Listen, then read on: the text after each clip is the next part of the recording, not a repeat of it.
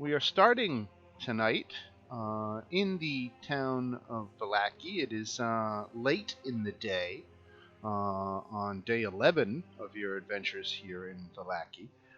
You spent the day down in the ruins of the village of Berez, down here along the Luna River. You ended up doing battle with Baba Lasaga, a witch. Please don't take that word too literally, but a witch who haunts these ruins. You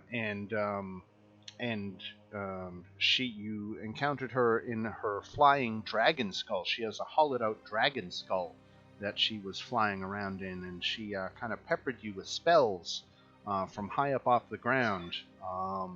You did a fair amount of damage to her, causing her to retreat from the battle. But not before she did a fair amount of damage back to you. In some ways, you were thanking your lucky stars that she turned and left when she did, because had she decided to press on, it could have been the end for several of you. But fate was with you, fortunately, and you lived to tell the tale. And that is where we find ourselves here at the end of the day of day 11. Dan, Yes. yes. We bought some armor and stuff. Did we say we were taking a long rest or not? I know that we did all the armor purchasing and what we furnished Murmur with a magical weapon, right? I enchanted her. I took my blessing off myself and enchanted her weapon. Right. But we did not do the long rest yet. We could do so now. Actually, to be able to enchant her weapon, I would have had to. Oh, okay. Then we want to advance the clock until dawn the next day? I don't know. I'm fine. I don't know why. Do we need a long rest? I have. Yeah. Unless you want me to go with 4 first levels and nothing else. I'm totally joking. All right, let's call it 6 a.m. on day 12 then. And we're in the town of Vallaki. I guess, where did you want to stay when you were here? Is the Burgomaster's Mansion your official lair at this point? I would say we make that our home base so the gods can protect us while we rest, right? Yeah, why not? I mean, as long as you're still in disguise, I think we're okay. Yeah, I when I sleep, I stay in form. The only time I come out of form is if I'm dead. So let me do a quick search here on the missus, because you would have presumably spent the night in your marital bed with Mrs. Burgomaster next to you. Do you really want me to say how my character would have been about that? I'm afraid to dig into too much detail here, but let's just say, let's do a deception check from you and a perception check from her, or an insight check, or some kind of check from her. So let's see if I can remember her name.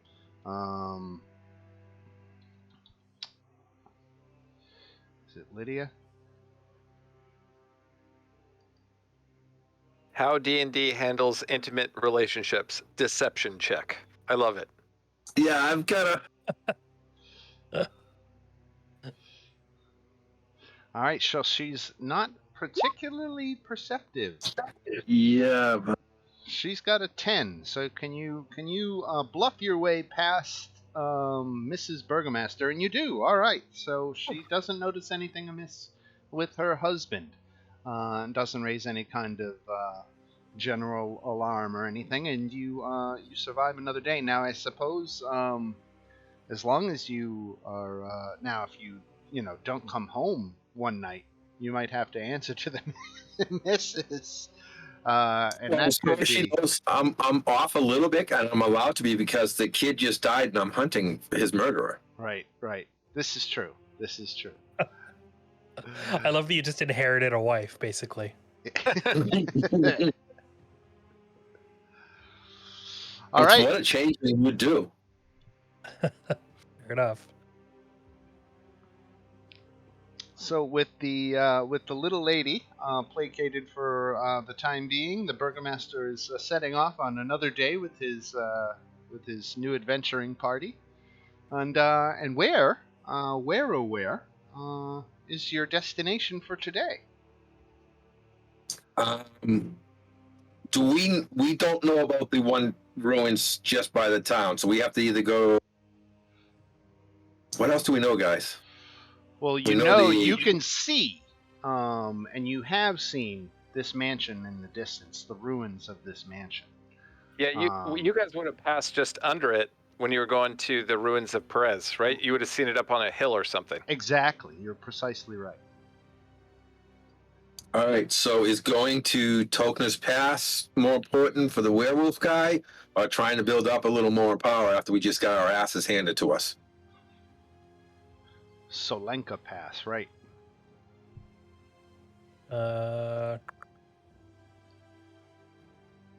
Because we did just get our asses handed to us. I played yo-yo, 3 times?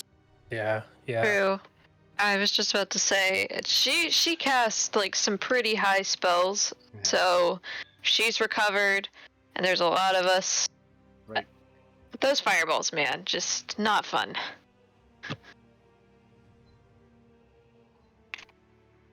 Yeah, I would say we're definitely not ready for her yet. Yeah. All right, so do we want to hit the ruins of the mansion on the way to Taranka Pass? And from what we know, we're going to need some warmer clothes up there, aren't we? Cold weather gear is generally recommended for going up the Solenka Pass and up Mount Gakis into the higher regions. So do you want to stop, get some cold weather gear, and then hit that little ruins and then hit pass? Sure. Yeah, that works. Sounds good. How's that sound, Dan? Yeah, there's the clothiers.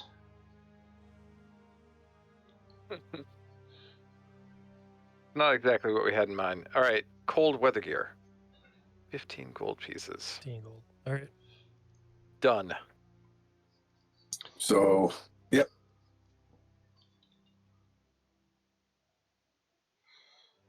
And I buy a blanket for the horse.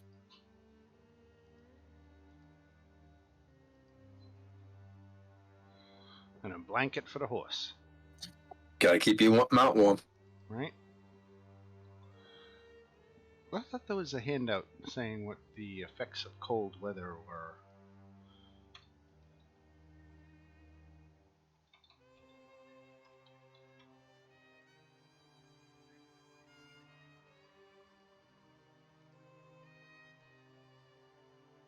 There we go, I found it. Okay, so whenever the temperature is at or below 0 degrees Fahrenheit, a creature exposed to the cold must succeed on a DC 10 con save or gain a level of exhaustion. Creatures wearing cold weather gear automatically succeed on the saving throw. So, right there, cold weather gear is going to stop you from any possible exhaustion. It's not even that you get advantage; it's that you automatically pass it. So, I can see that with some of the gear I had in the military. right. Yeah, right. Now I know from Rime of the Frost Maiden that there are some complicating rules that what happens if you get wet or anything, but I don't think it's likely that you'll get wet up in the mountain. But that is I heat metal and dry us off.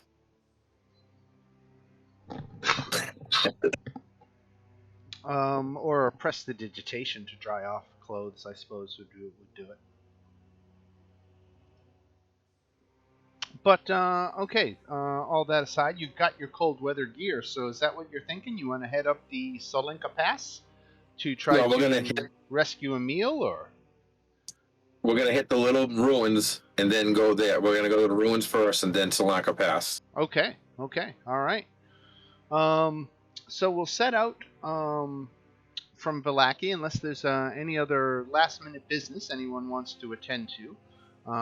Irina is traveling with you at this point. Yep. Yes. All What right. do you want me to do with Isaac, the one-armed terror in the town? Do we want to just leave him guarding the town, or do we want him to do anything?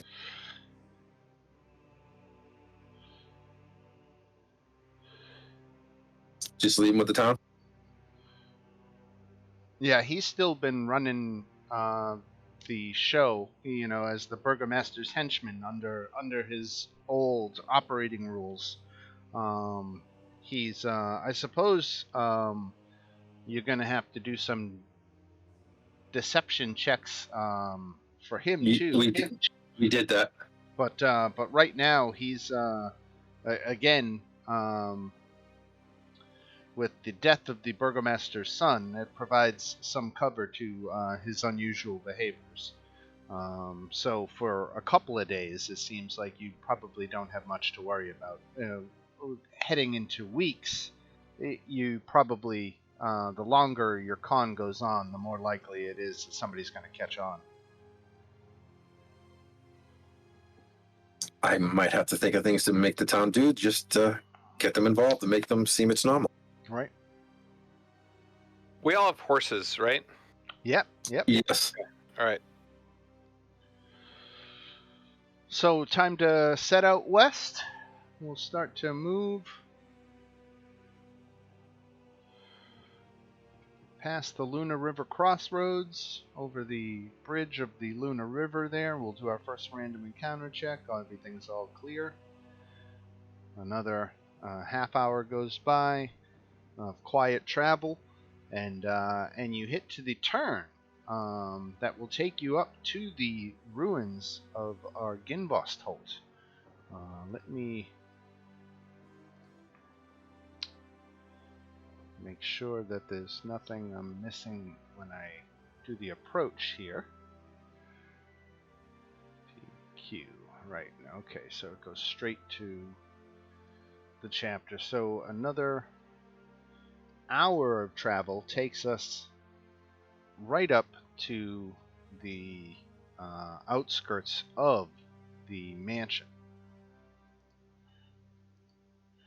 High above the river valley juts a quiet promontory upon which looms a mansion, its turrets capped with fairy tale cones, its towers lined with sculpted battlements.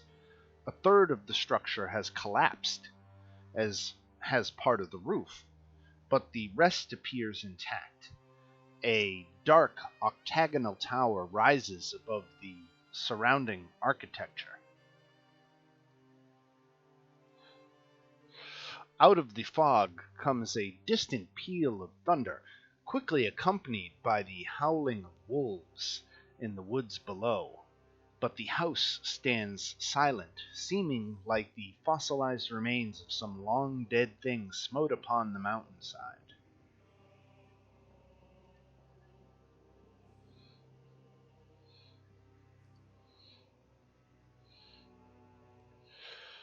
And perched atop a 10-foot wide, 10-foot high cube of granite is a moss-covered statue of a dragon, its wings tucked close into its body. The statue looks east toward the mansion. And I'm going to move you all onto that map now and start dropping tokens. Toward the mansion? That's kind of weird. Statues in front of buildings typically face away. Right?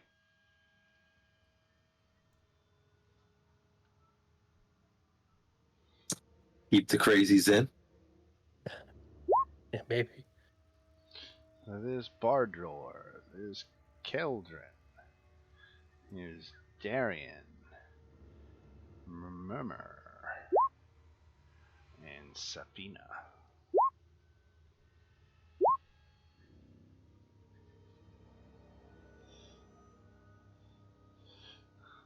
And this is the dragon statue you see that is facing toward the mansion there. Now, up ahead flagstone steps flanked by stone railings climb to a landing in front of a pair of tall wooden doors with rusted iron bands and knockers shaped like small dragons. Carved into the lintel above the entrance is the word Argenvostholt. It might be a little bit far away for you to actually see that detail, but I'll give it to you.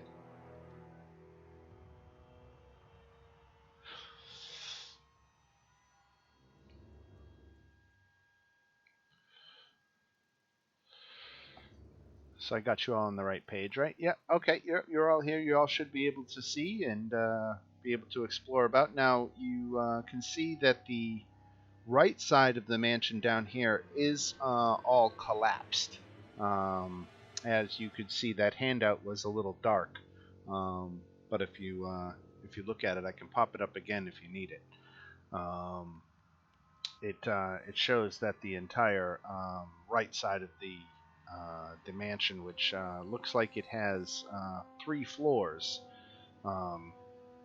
has collapsed. Irina needs to be added to the board. Who is it? Oh, Irina. Thank you.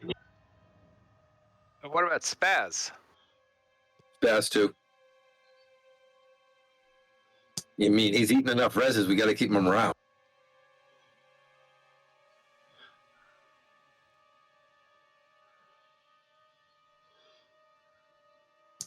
All right. Well, should we go and knock on the front doors, or perhaps we should see if there's a way into the building through that collapsed tower over there? If we can find a safe way in, it seems like that might be a little bit dangerous. Well, let's knock on the front door or go through the collapsed area. So I'm up for either. do we anticipate this place being generally abandoned? If so, might as well front door. That is If not, the general impression of the place is that it is long abandoned. well, Fair might as enough. well go front door then. If you all wouldn't mind taking a quick break to prepare yourselves, I can cast this spell, Detect Magic. I need 10 minutes. Yep, we can hang around 10 minutes to make sure that. I mean, why are you thinking safe. that? I'm gonna, because I think I've almost killed the party several times by just opening shit without casting that spell. I was just about to say, Vardor, you were the last person to speak after last week. No, I was actually looking to see if there was a spell I should put up. That's what I was thinking. So yeah, Dan, Keldrin will sit down and pull out his spell book and begin ritually casting Dispel Magic. Or not Dispel Magic, sorry, Detect Magic. And how long does that last? I believe also 10 minutes. Okay. But let me... And it's a 30-foot radius. Yeah, I'll cast it here. All right. There we go. You're just saying last week? All the other weeks were okay? I was saying in the instance of last week, I'm still reeling from that, so...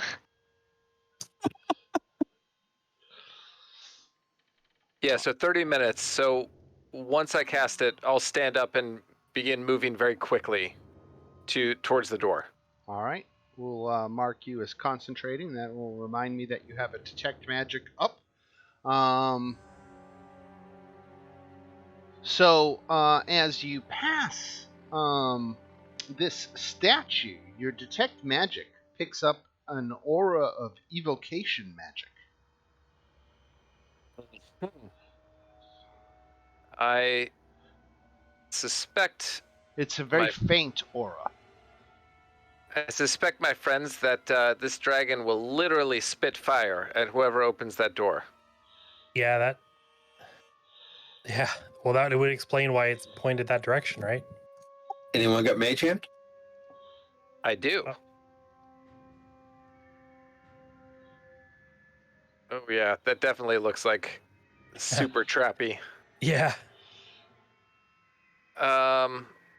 Yes, if you'd like, I could get to the side and attempt to open the door. Oh, actually, no, because Mage Hand's concentration too, isn't it? Oh yes, it is. Yes, you're correct. So, nope.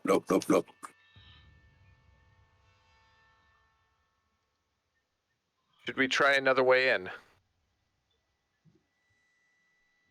Yeah, we should probably look towards that damaged part of the bottom there. I was just about to say the same thing. We might be able to climb through somewhere. Hey, I might actually use a cantrip for the first time. I have thermometry or whatever it is. I can open the door from a distance. Hey, Keldrin, you have really good range on that detect magic, right? 30 feet. You think I should walk in front of you just in case? Good call. Hey, guys, I can open the front door from 30 feet away.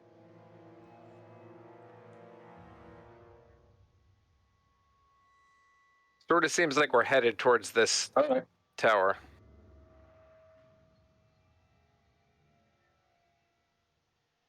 All right, so as you're coming around the side here,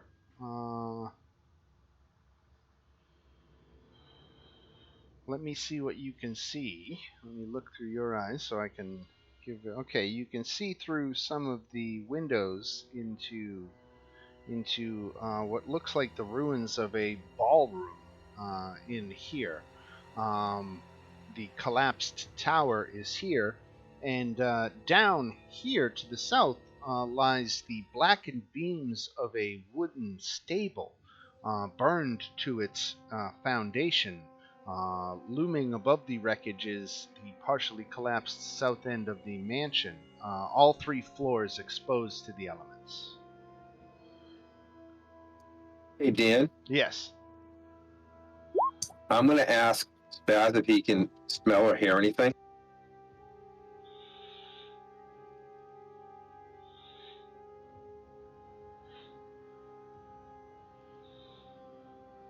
Let me check.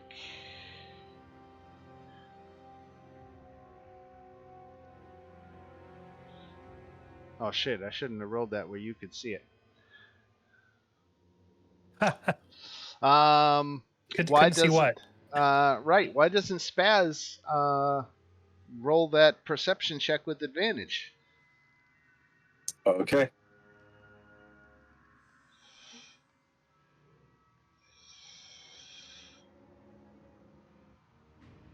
Oh, sorry, hit the wrong thing. That's okay.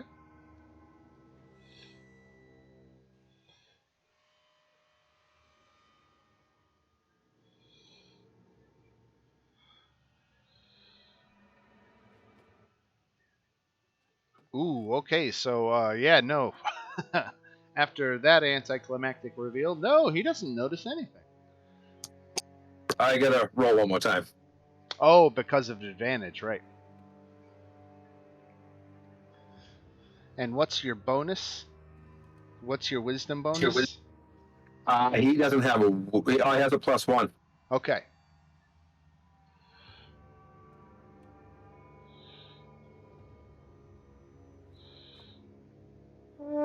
Wow. He's slacking today. I don't know that you did that right. Yeah, that's a bit weird. There you go. All right. So we're gonna say that he doesn't. If you want to roll a d20 real quick, Chris, on the left side of roll 20, that little control panel that's there, there's a d20 on there where you could pick and like you can grab and you can roll 2 dice real quick without even having to type it with the GUI. If you see what I'm talking about on the left hand side of roll 20. Let me give it a screenshot here for you. Look in Discord, and hopefully that will guide you to the right area here. Oh. There you go. Yeah, it still doesn't do any good. He's just not meant to see. Right. All right. So nothing to see as you coming around the side of the building. Dan, Yeah. is this spot right here? Are we going to be able to get through that, or is there too much debris in the way? It's difficult terrain, but you can definitely get through it. Okay. It's I'll all start. just rubble on the ground floor at this point. All the floors above it have collapsed. And as we're going, I'm following closely behind Darien, and also just keeping a keen eye out for not only magic, but anything that looks physically dangerous, like a trap of some kind. You got it.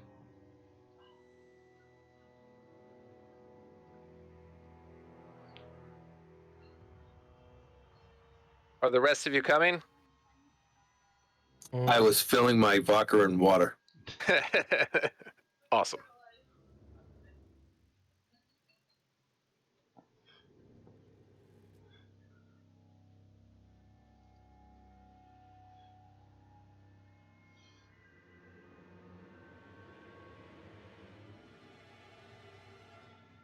Can we fit through that little? Yeah. Yeah, if your tokens will go through it, then Can I make a perception check just to see if like the building is destroyed from either just age or maybe there was like a battle or something? I'm just curious.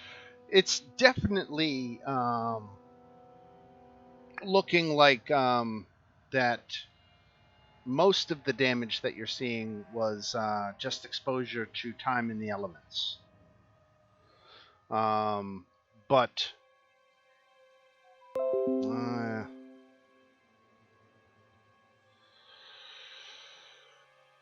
hmm.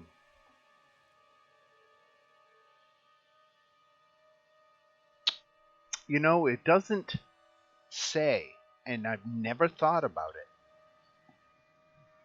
And now that I'm thinking about it, we're going to say that some of the damage of the collapse definitely looks like it could have been um, the result of battle. So in this, oh, go ahead. Sorry. Like it's been sieged, kind of thing. Yeah, yeah. Huh. But long ago. Right. This ballroom that we're in, are these doors? They are. Here. Okay, and they're closed. They are. All right.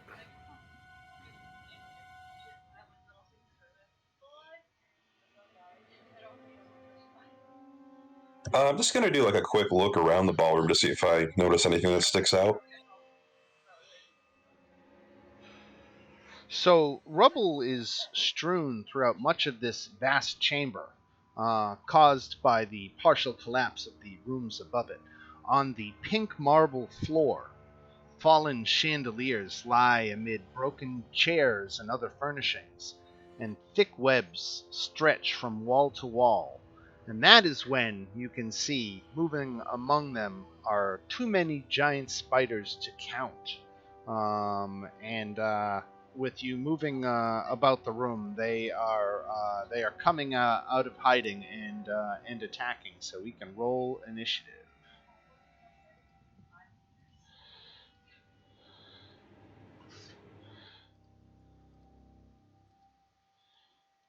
Oh, dang it. Whoa! That's a lot of giant spiders.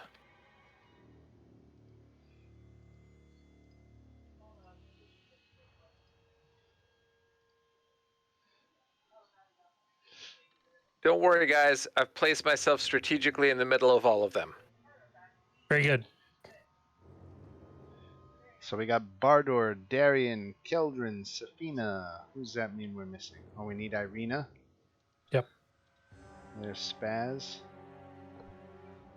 Oh, why didn't it roll? Hold on. And there's There we Norma. go. Alright. Irina. Alright, we'll sort this guy. We'll start up the proper music.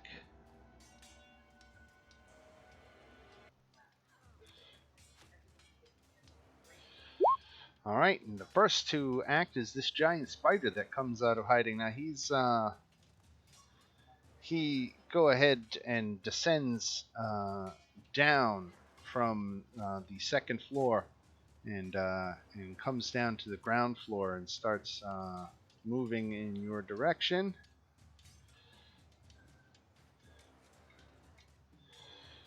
He zigs and he zags. And this is where he tries to use his web ability on Keldrin. And I think an 11 misses you, Keldrin, right? It does, yes. All It's a right. miss. So he shoots his web. He misses. We got to do a recharge check. He fails, so he is out of web. I'm going to mark him with a red dot for not having any web. And we will go to Safina. Okay. With where Bardor is here, is that considered flanking, even though he's kind of in the same space? This spider here is actually 30 feet up. He's coming down from the third floor, so he's directly above Bardor by a good distance. Okay. Right. Ceiling still. Okay. In that case, we'll go with the steady aim. Gain advantage, and we'll take a short bow shot at him with some sneak damage. 18 points of damage. All right. A nice shot. That's it. That is enough. And we go to this guy who works his way down. Now, he is going to try to web Keldrin as well. 18. I think that hits. I will cast shield. All right. And that puts your armor class to what? 21. And for how long? Or until, I think, the start of my next turn. Okay, and it's not a concentration effect, obviously. No. Right. All right. Okay, so shielded from the webbing attack, and we do a recharge check, which fails. He is out of web. We'll mark him as such. And we go to this guy who descends and shoots his web at Darien. 13 misses Darien, right? That's correct. Okay. And now this spider has descended right next to you. All right, cool. I will go ahead and use my bonus action. I'm going to give Keldrin Shield of Faith. And then I will go ahead and attack the one right next to me. All right.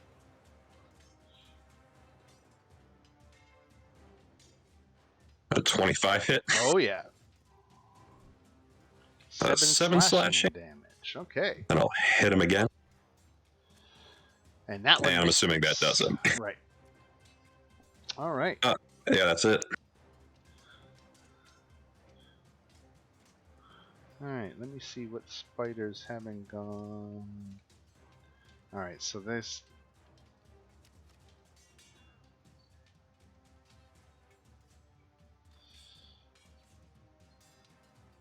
So they're all still too high. The ones that are low.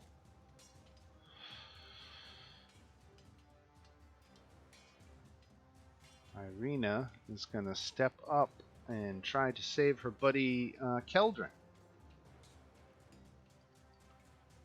Because protect the wizard, right? Right. Irina hits for 20 points of damage. Nicely done.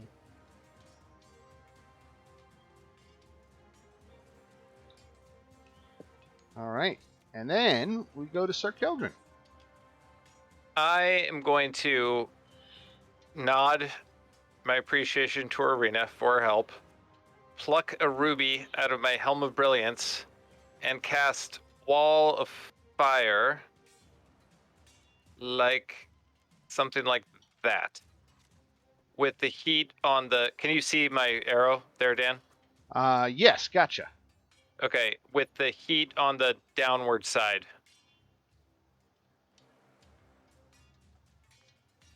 So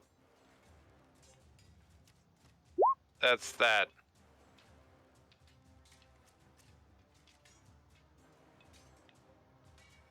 So I think my intention is to catch these 5, basically, in the wall.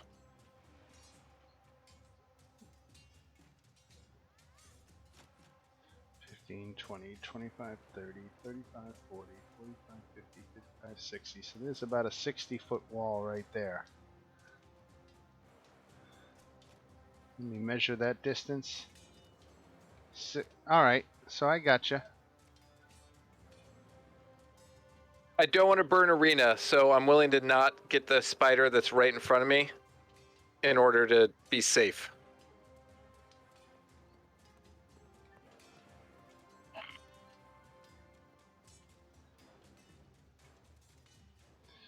And you want the hot side on the downside. Yeah, and yeah, just like that, exactly. Got it.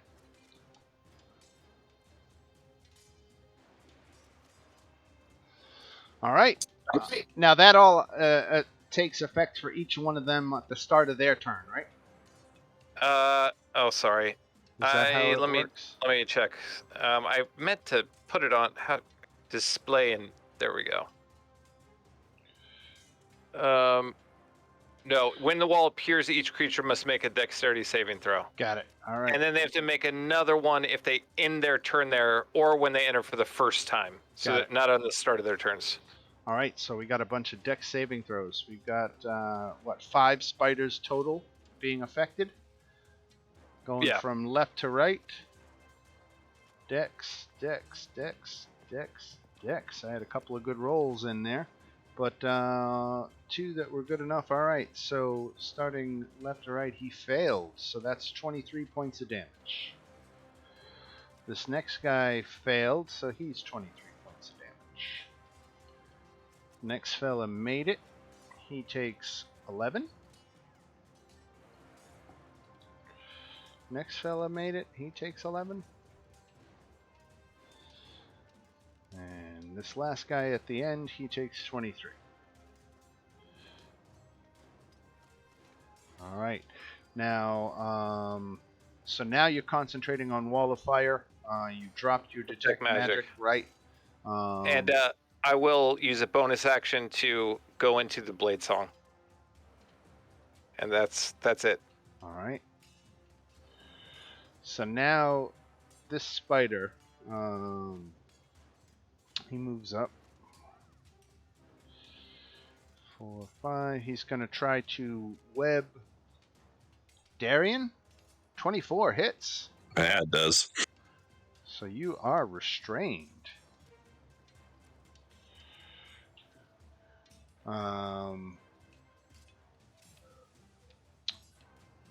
And let's see if that ability recharges for said spider. It does. All right. Bardor. All right, I'm going to tell Spaz to go in the other room, and then I'm going to start with.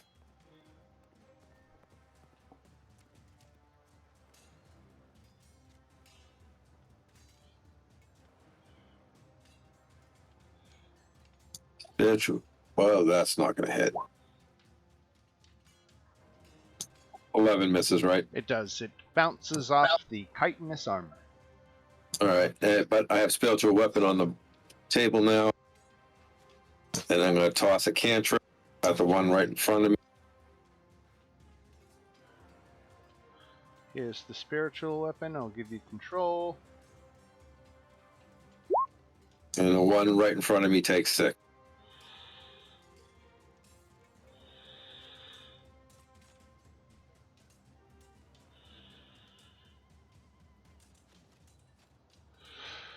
For a wisdom save, right? Yep. All right, he failed his wisdom save, so the one right in front of you takes 6 points of damage.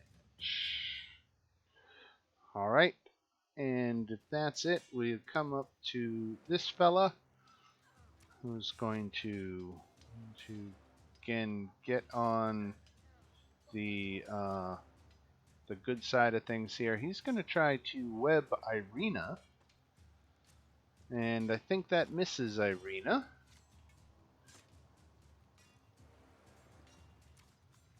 Irina is now armor class 17.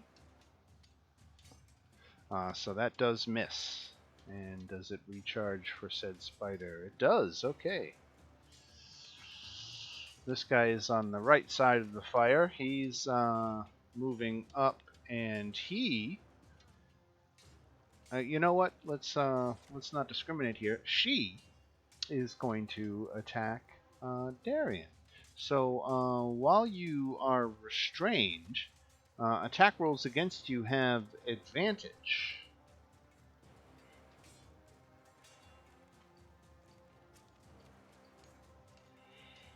So let's toggle advantage on this bite attack against Darien. 16, not good enough, huh? Nope. All right. And this one here is going to descend and going to try to put the web on Bardor. And going to fail. And the ability does not recharge. And that's when we go to Murmur. Okay. Now you've got one on the ground right next to you. That one is still up. The one on the right or above The one on me? the right is up in the sky. This one is up in the sky, and this one is down on the ground. How high is it up in the sky? We'll say it's on the second floor, so it's only 10 to 15 feet up. Okay. I mean, I do.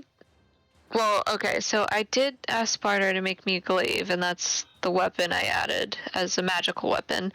It says I have a reach of 10. Do I have a reach? Yeah, I have a reach of 10 feet. I don't know if I could hit that, but I'll just hit the one attacking Bardor for now. All right. Okay. Hold on. Sorry, I just added it to. There we go. 9 misses, but 19 hits for 9 points of damage. And you bisect that spider. Okay, great. And then I'm gonna head over here because it can't get an op attack since it's 10 feet up, correct? That is correct, right. Okay, great. And I'm gonna just run over here to help poor Caladrin. All right. And Spaz is just holding back for this one, right? That's what Spaz is doing. All right. This guy descends, gets on the right side of the wall as he goes. And he's got 3 targets to choose from here. Let's see. So he's going after Murmur with his web. 17 hit you, Murmur? Yes. All right. So you are restrained.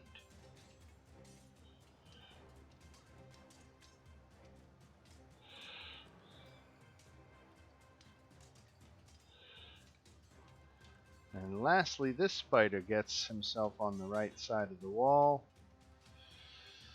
And he is going to try to web Kildren. Don't they take damage when they go through the wall?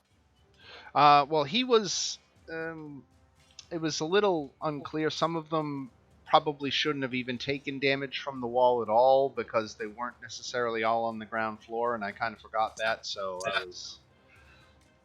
Yeah, The wall's 20 foot, but okay. I understand what you're saying. Right. if they took it when it appeared, then they don't take it again unless they stay in it or they pass back and forth through it. Right. All right, so so this guy tried to web Keldrin. Did a 19 hit you? Or do you still have that shield? I don't, but I do have Shield of Faith from Darien. And that So- puts you above 19? I'm at 21. Nice. All right, and that's the end of round 1. And we go here to this spider who's on the ground floor, on the bad side of the wall. So if he passes through the wall, he will take damage. No, because he took damage first last time too. It I all, thought they took damage, then if they go to move through it, they did, but I could be wrong.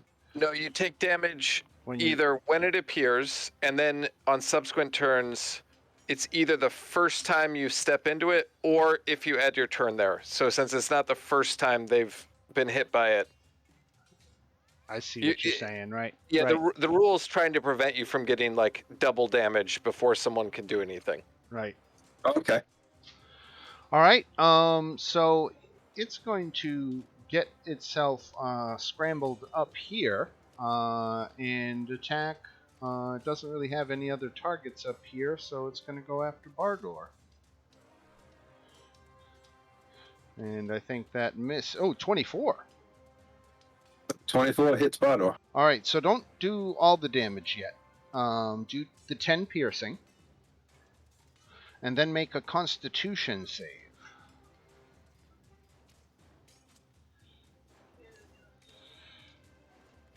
All right, so then take 6 poison in addition to the 10 piercing.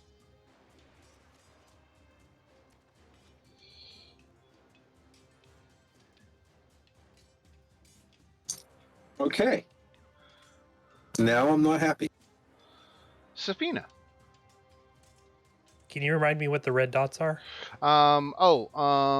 They are. They don't. That's for me to track whether they have their web ability. Okay. So I should assume they're all still up in the air? Everything is down on the ground at this point. Ground now. Okay. Right. Great. Every spider has had an opportunity to move down out of hiding down to the floor where you guys are. Got it. Okay. Thinking. Okay. I'm just gonna stay where I am. We're gonna steady aim. We're going to go for the rapier attack. And we're gonna go for some sneak damage on the one beside me. All right. 21 hits for 21 damage. Down And, goes. As a cunning action, I'm gonna use the hide action. I'm kind of I can't move. I'm still gonna try.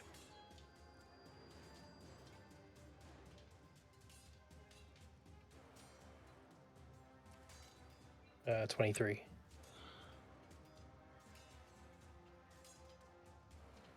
Against this would be a perception check from them? Perception, yeah, and I guess you probably just do it for the group, right? Right. Yeah. All right. So you've managed to sneak out of sight. Where are you hiding? Just kind of behind some broken junk on the ground, I guess, Okay. because I'm not able to move.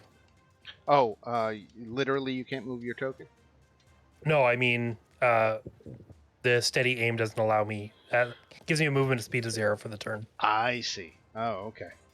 All right. All right. So you took some cover under some debris, and we move on to this spider here, who's going to attack Murmur at advantage because Murmur is restrained.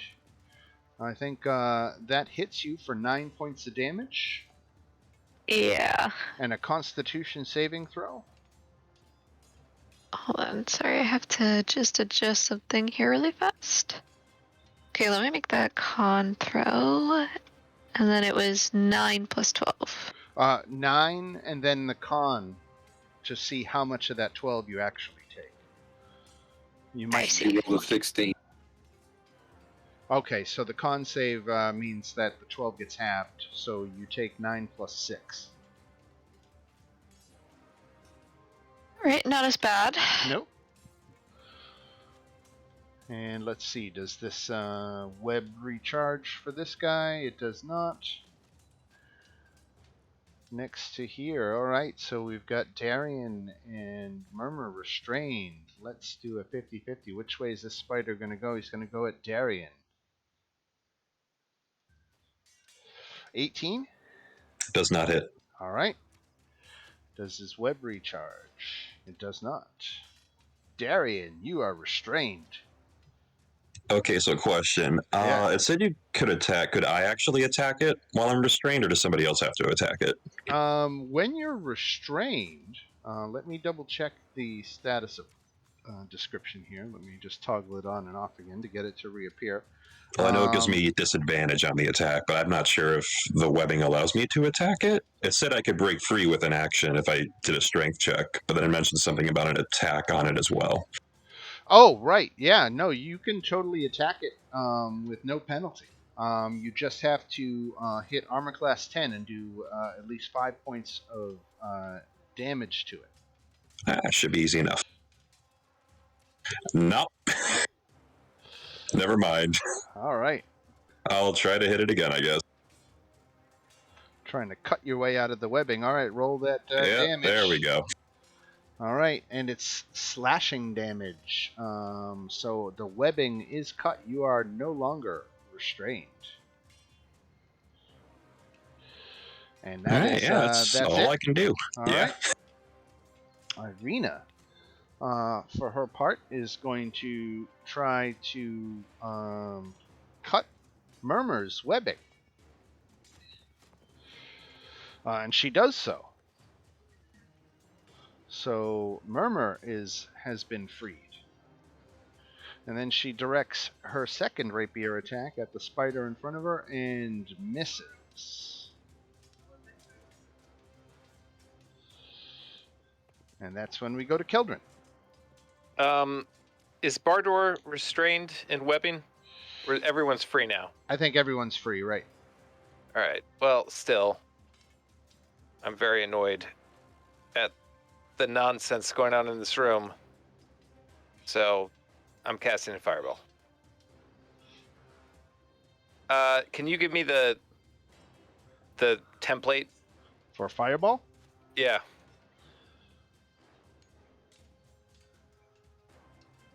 Don't forget, Darien's right in the middle of the room. Yeah, I'm not gonna hit him. I can take it. Okay. Let's see. So it's a 20-foot radius, right? Right. Okay. Famous last words. I'm not gonna hit him. This is a lot more than. Okay, so that's 20 feet. So I'm just gonna do that right there. I would like the fire to come rushing at Darius and just stop right before it hits him. So maybe like a little singed hair. Aesthetically, that'd be very pleasing if it's possible. Might lose some eyebrows. Oh. All right, so if you fine-tune placement there, I'll give you the 4 spiders on the right side of the battlefield. All get hit, and it just barely singes yourself and Darien. Sounds good. All right. Fireball. Dexterity saved. All right, now let's see here. Let's go top to bottom here. Dex saves. So dex save 1, then left, right. And then the last one. All right, so everybody failed their dex save, so everybody takes 24 damage.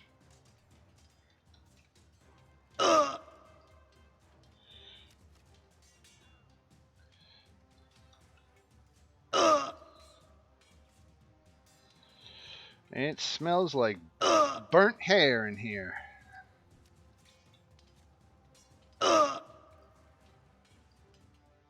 But 4 spiders are targeted, and 4 spiders bite the dust. And then I would like to dismiss the wall of fire. All right. Can I do that with a bonus action, or does that require an action to dismiss? Completely free. Okay, yep. So I'll just, for safety's sake, I don't want anyone accidentally getting thrown through it or anything like that. Gotcha. All right. Safety first. Bardor. Well, this is not worth burning a 3rd level spell on, so.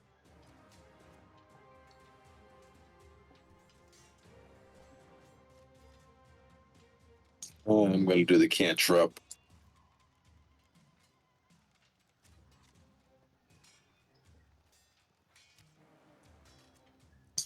On the one right on me. Then I'm going to hit it with the hammer.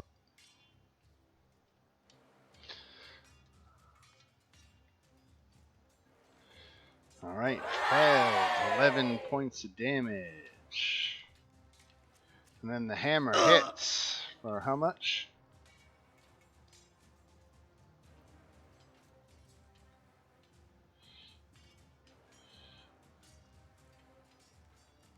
For 6, okay.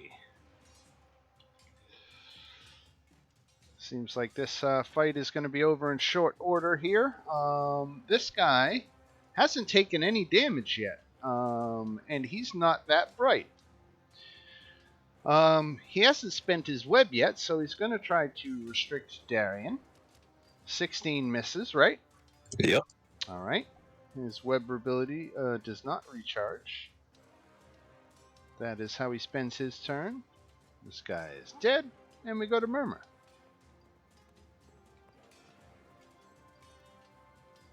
Well, I guess my only option is this guy right in front of me. 9 misses, 25 hits for 6. And that it for Murmur? Yeah, there's no point in raging if there's barely any left. It's a foregone conclusion. This fight will go your way. It just is whether you might take 1 or 2 more hits before it goes that way. But Safina. All right. Yeah, I'm gonna go for the one that's more hurt. Steady aim. Short bow. All right. 18 points of damage. You shoot it right in its face. Good stuff.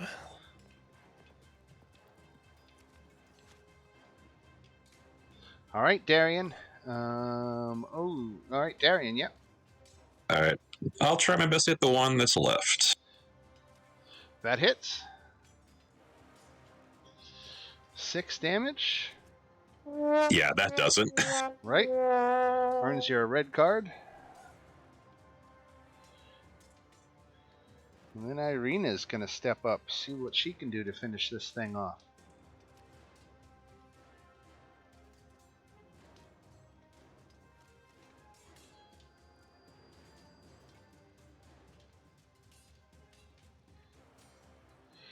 All right, Irina. 2 hits for 18 damage. Nearly kills the thing. And then we go to Keldrin, who I think had to step away for a second. Let's see what Keldrin's... I got Keldrin's character sheet right here. And we'll fire off a cantrip for him. Oh, You there? is it my turn? Sorry, I No. had to step away. That's okay. I'll just run up here and attack the thing 2 times. Very good. Just with my normal rapier. I get 2 attacks now as a 6th level blade singer. That's cool. Yep. Uh, Hit. For 7 points, and that does the last of the spiders. So there was 9 of them that came out of hiding to attack you, and you have taken them all out. That is 1,800 XP divided amongst 6 of you, so that's 300 XP each for the spiders.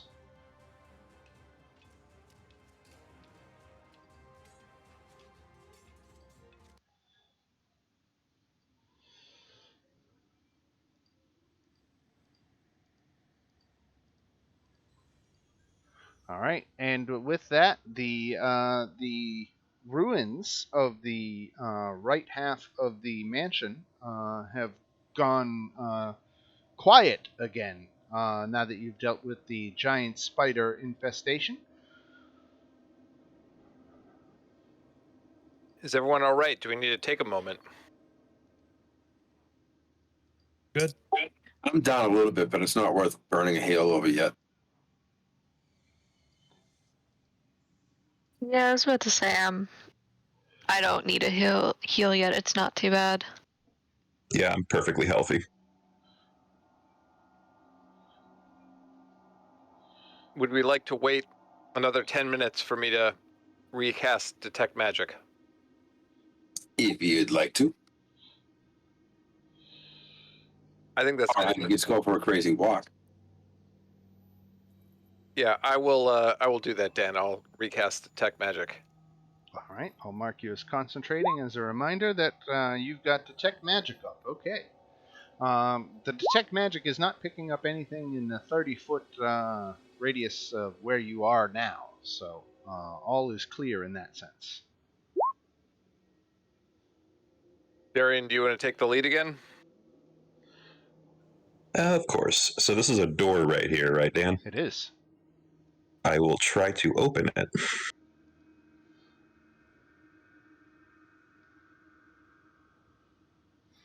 Okay.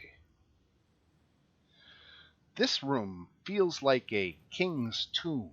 A grand staircase leads up to stone balconies held aloft by stone pillars and arches. A tall, faded tapestry depicting a nobleman in silver armor hangs from an iron rod above the staircase landing. 6 double sets of doors lead from this foyer along the walls displayed on marble pedestals. Are 3 alabaster busts of handsome men. A 4th bust and its pedestal have been knocked over, and their shattered remains lie strewn across the mosaic floor. 2 chandeliers of wrought iron hang from the ceiling like monstrous black spiders. But not because you've seen them up close and recently. And that is when a great shadow with wings moves across the walls and disappears, and you hear the soft bestial hiss in the darkness.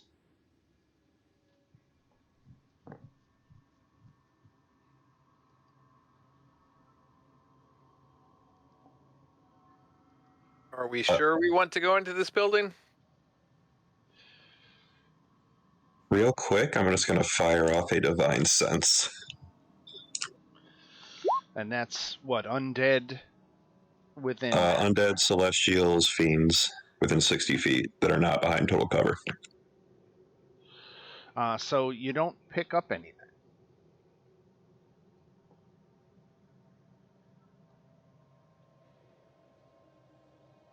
Not entirely sure, but we're already here, so. Always a good reason.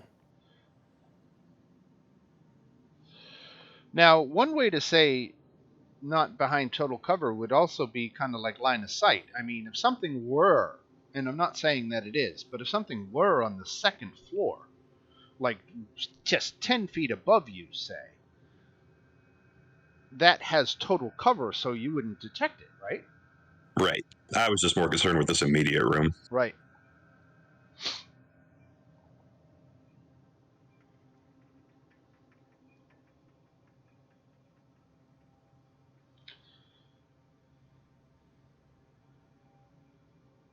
I guess, is there anything anybody wants to take a look at in this room before we continue on? Nope.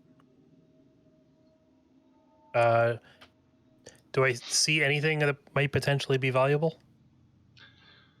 The place seems, to have been thoroughly looted.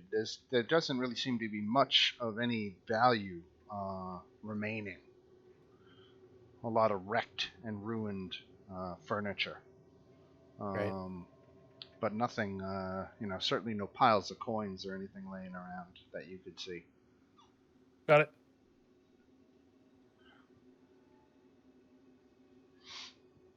All right, then I'll start walking upstairs.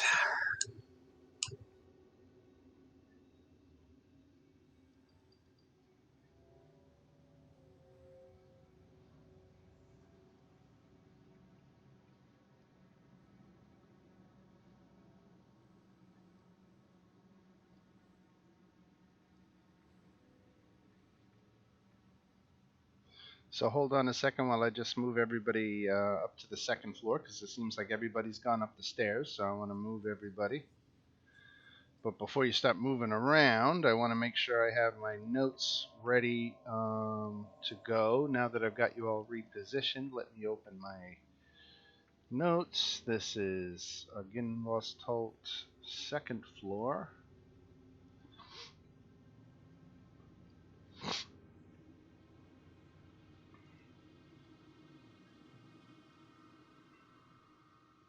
Okay, so the two stone balconies that flank the main foyer are what you're standing on now as you kind of come up these stairs. Um, Balusters carved to resemble knights in shining armor support their elegantly carved stone railings. Weapons and shields festoon the walls along each of these walkways, and while alabaster busts of handsome men flank hallways that lead north and south away from the foyer. At the west end of each balcony is an archway that leads to a spiral staircase going up. That is what you see at the front here. As you look, Keldrin, to your right, you can see a red velvet curtain hangs in front of an alcove in the northeast corner of this hall.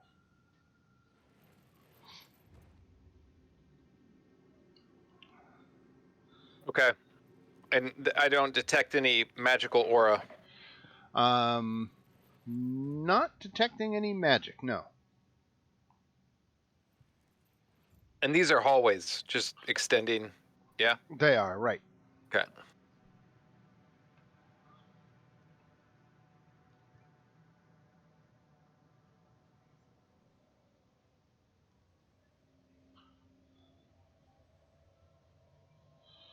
I'll point to the hallway and say, maybe we go down there first to Darien. Sure thing.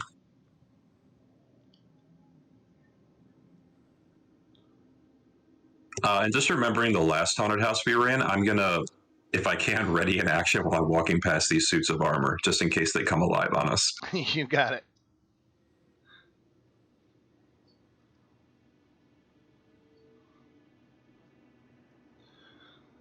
All right, you're moving your way up, and you can see that the door on the right-hand side of the hallway is ajar.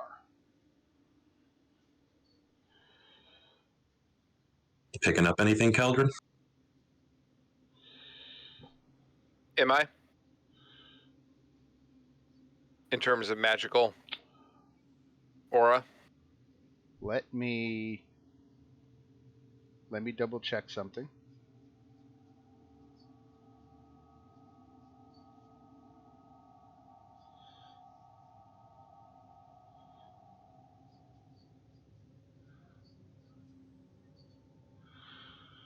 All right, so where you're standing right now, no, you don't see. You're not detecting anything.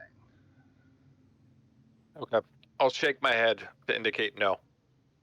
Okay, and then I'll just sort of gently push open the door enough so I can look in. All right, so two beds with torn canopies stand against opposite walls with a tattered rug lying on the floor between them. Set into the far wall is a fireplace, black with soot, and a soft hiss issues from the hearth.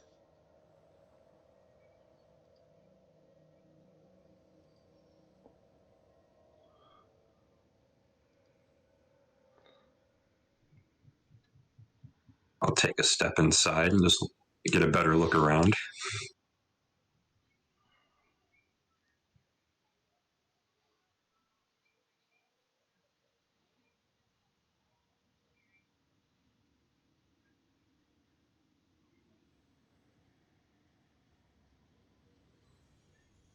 Yeah, and you don't see anything out of place in the room. Just the hiss issuing from the hearth.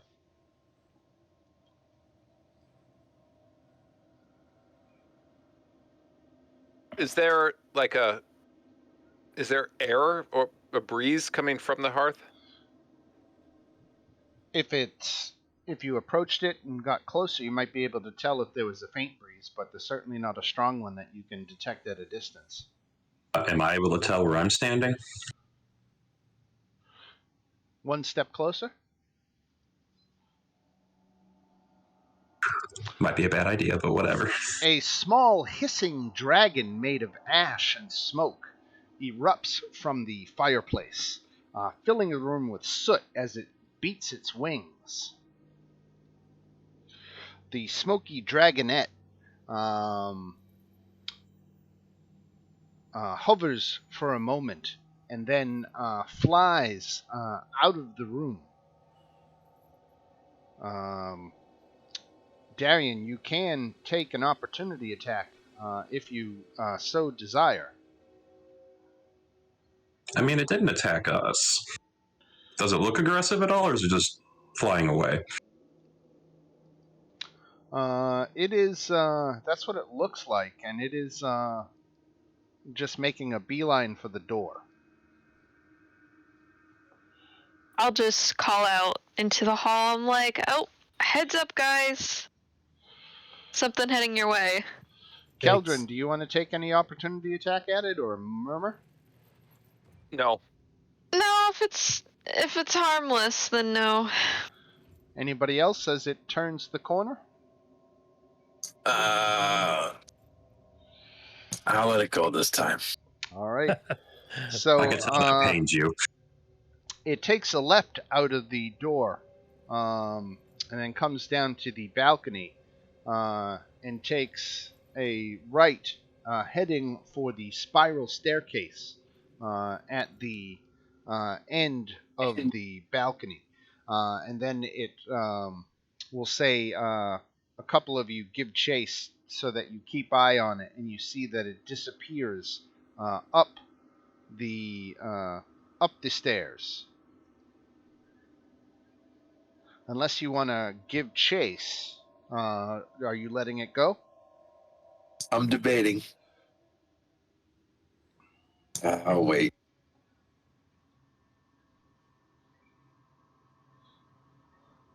I won't run headlong into something this week. Just this week, though. Yeah, there's no future promises.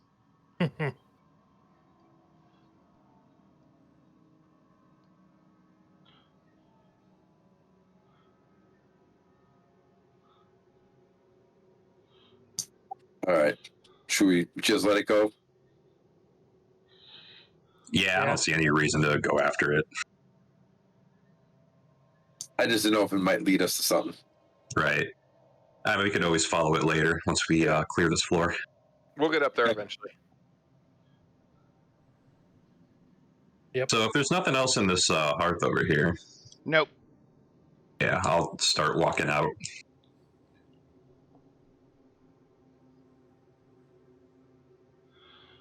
And Keldrin still has his detect magic up.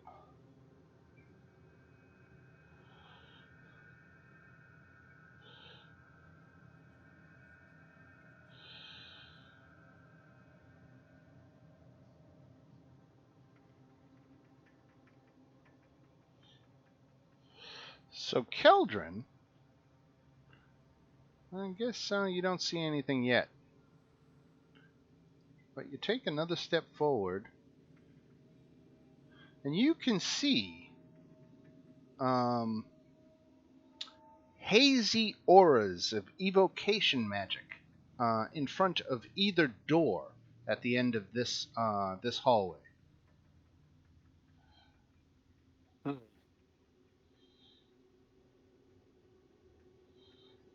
Can I see any obvious,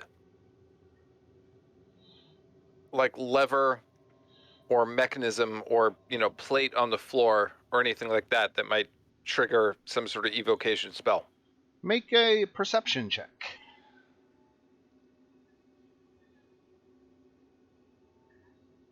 Oh no, I've taken a red card, right? Yep.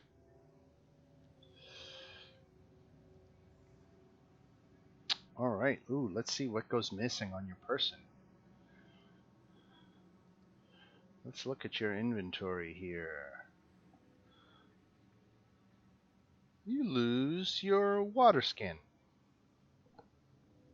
Damn it. All right, so I gotta, let's see, delete my water skin, yeah? Yep. I'm so Have you ever taken a big item with that? No, it says a small item.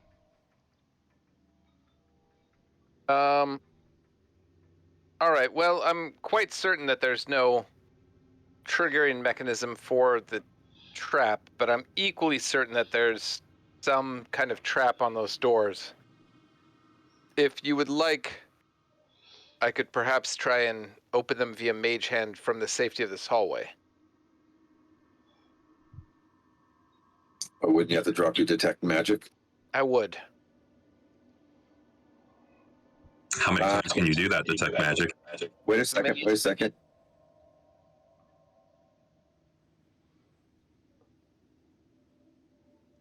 Try to read that cantrip from earlier that I can hit it with the cantrip. If it's unlocked, it'll open. Worth a try. But let's get everyone back out of the hallway.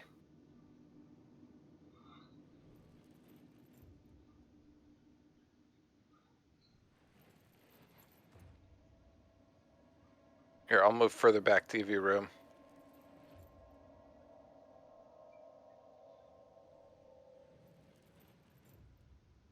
I used that on the door, Dan.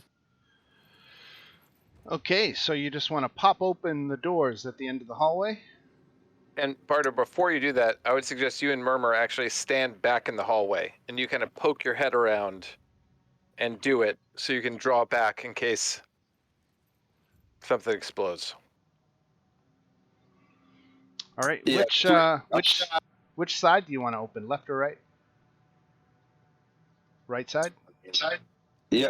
All right. The door pops open, and from where you're standing, you can see a circular room littered with the wreckage of ancient bunk beds and dirt-caked windows, allowing precious little light to enter.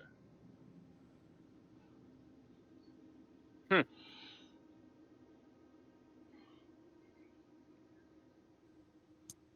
you want to explore that room before we pop the other door? I mean, might as well just pop it, see what happens. Yeah. All right. Yeah. Gotta do it again. Pop goes the weasel. Tattered and faded drapes cover the windows of this circular room, and empty torch sconces line the walls, more broken bunk beds.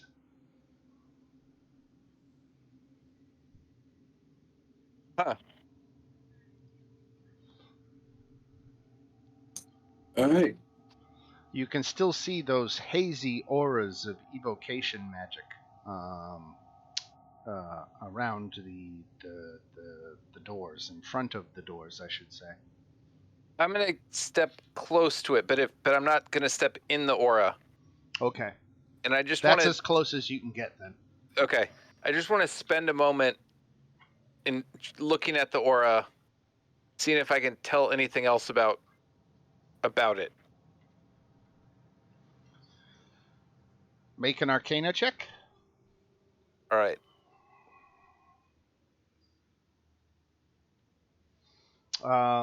It seems to be a directed magical effect that happens somewhere else. So this might be the trigger, but the effect might not happen in this spot. I will relay that to the group.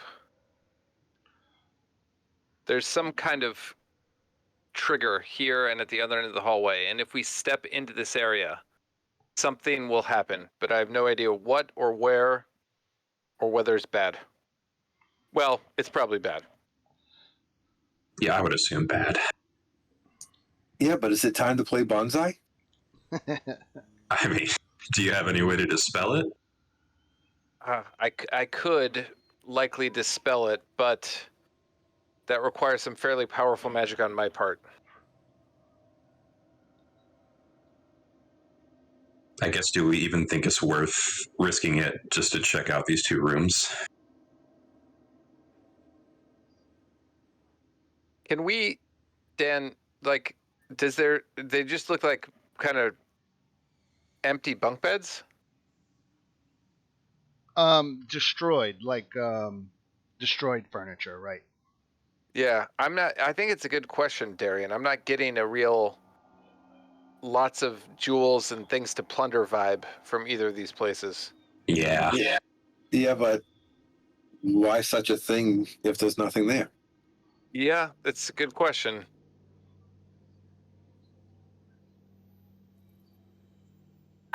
Just okay, random question. Do we know, like, the history of this place at all?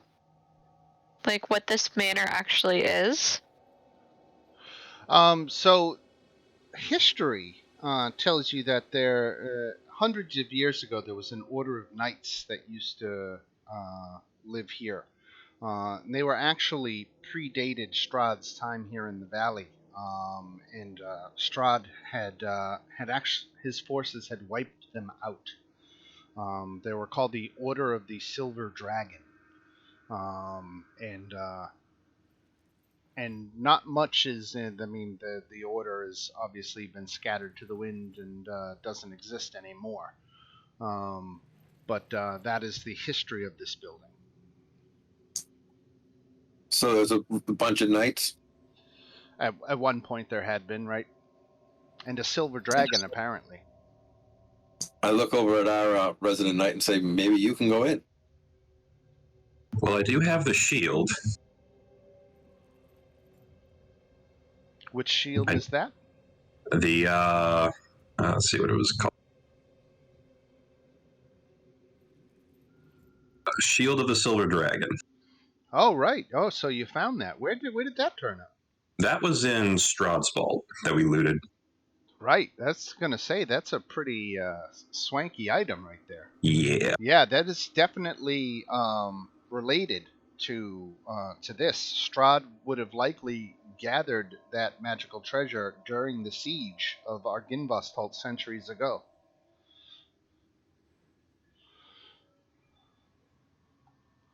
Well, nothing ventured, nothing gained. I'll do All a right. quick little prayer. Now, and before you step into this haze thing, Okay. and I'm telegraphing here, but I don't see that I have a choice. I need everyone to be very conscious about where they are standing. Where do you want Irina standing?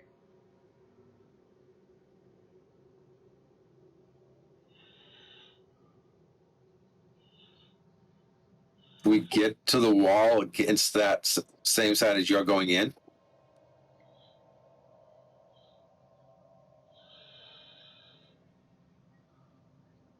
So you want to like hug the hallway on the right, facing the door? Okay, I have no clue. I'm just thinking if it's something that blows up.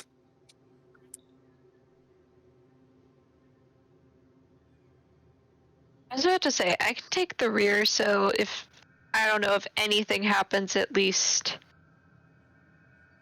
I can just, like, make sure people, like, Irina and Safina are okay, and maybe I can jump in and help out later. I'm going to tell Spaz to be on guard. Tell me if there's anything coming. Okay. You guys want to make sure you're spread out because we don't exactly know where this will trigger. Right? Actually, you know what? I'm going to have Spaz go in the room, and I'm going to go with him.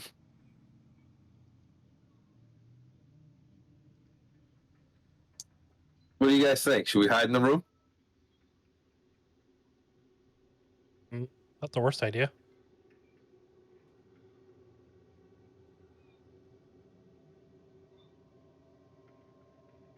All right, so everybody's hiding in the room. Kildren is going to be at the far end of the hallway, and Darien is going to now step into the magical trap trigger.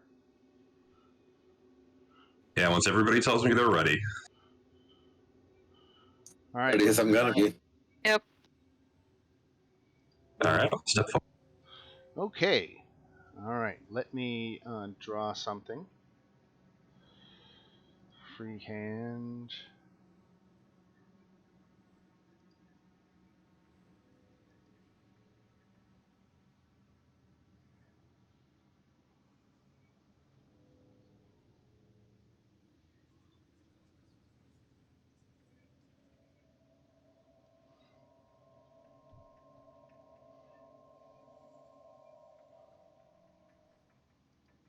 That's what I need. There we go. There we go. All right, I got it now. Okay. So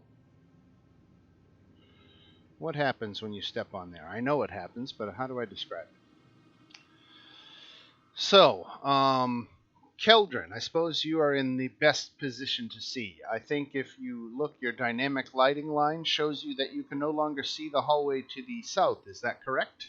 Yeah, that's right. Okay, so that is because a magical stone wall has materialized, blocking off this hallway from the rest of the mansion. Now, at the same time, spectral warriors materialize in these hallways at either end of you and begin charging in your direction. So we can all roll for initiative. Either end, I can only see one. Here, Dan. Over there. Is there another one? Oh, never mind. I see it. Yeah, It took me a second to move them all from the DM layer to the token layer, but let me roll initiative for them now. Okay.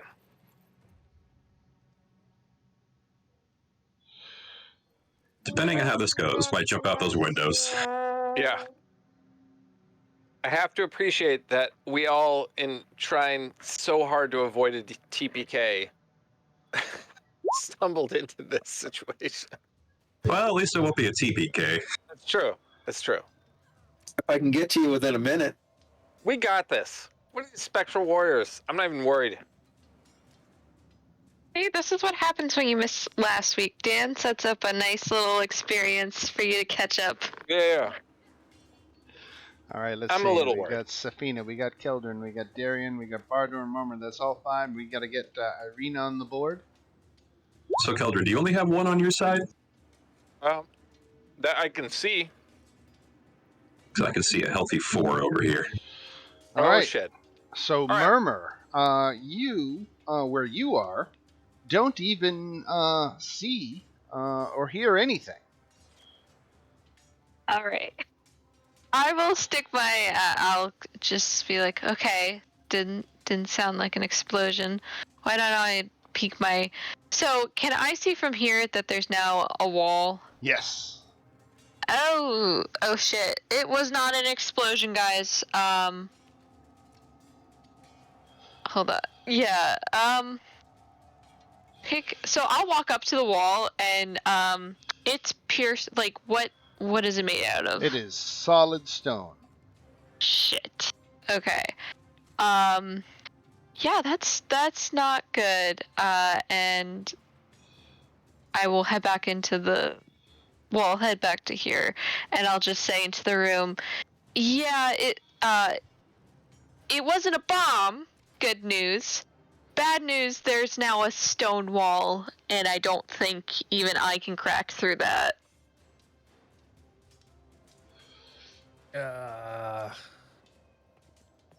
And of course, our wizard is on the other side. So in the space of about 5 seconds, Murmur can leave the room, can walk up, pound on the wall a couple times, confirm that this is not a flimsy wall that you can break through. This is several feet thick. Was just gonna ask that. And if she doesn't have anything else, we will go to the next in the turn order, which is this Phantom Warrior right here, who comes running out the door. 1, 2, 3, 4, 5, 6. Cuts off Keldrin's escape route and is going to make spectral longsword attacks against Keldrin. 17 hit. I will cast shield. All right. Here comes the second one for 16. Yeah, also will not work. All right, Bardor. Okay. Boy, I'm gonna look at it, and I'm gonna try to see if it's. How would you check to see if it was an illusion or not? You could make an attempt to disbelieve it, which I think generally is an intelligence saving throw. just really, Murmur just banged her hand against it, right? Right. But an illusion could Good. provide Okay. that kind of feedback.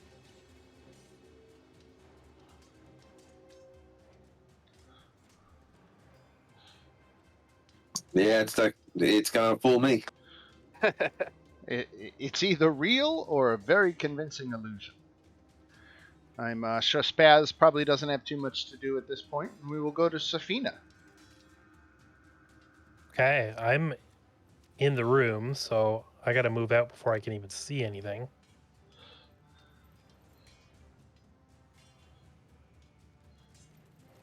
And so there's a wall here, Yep. and who's stuck behind there? Darien and Keldrin. Okay. Um.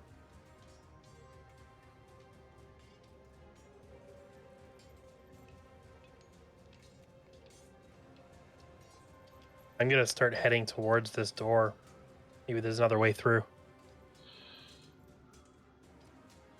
And I guess I'm gonna dash. So All right, I'll give you the free action to pull open the door if you want. yes, please.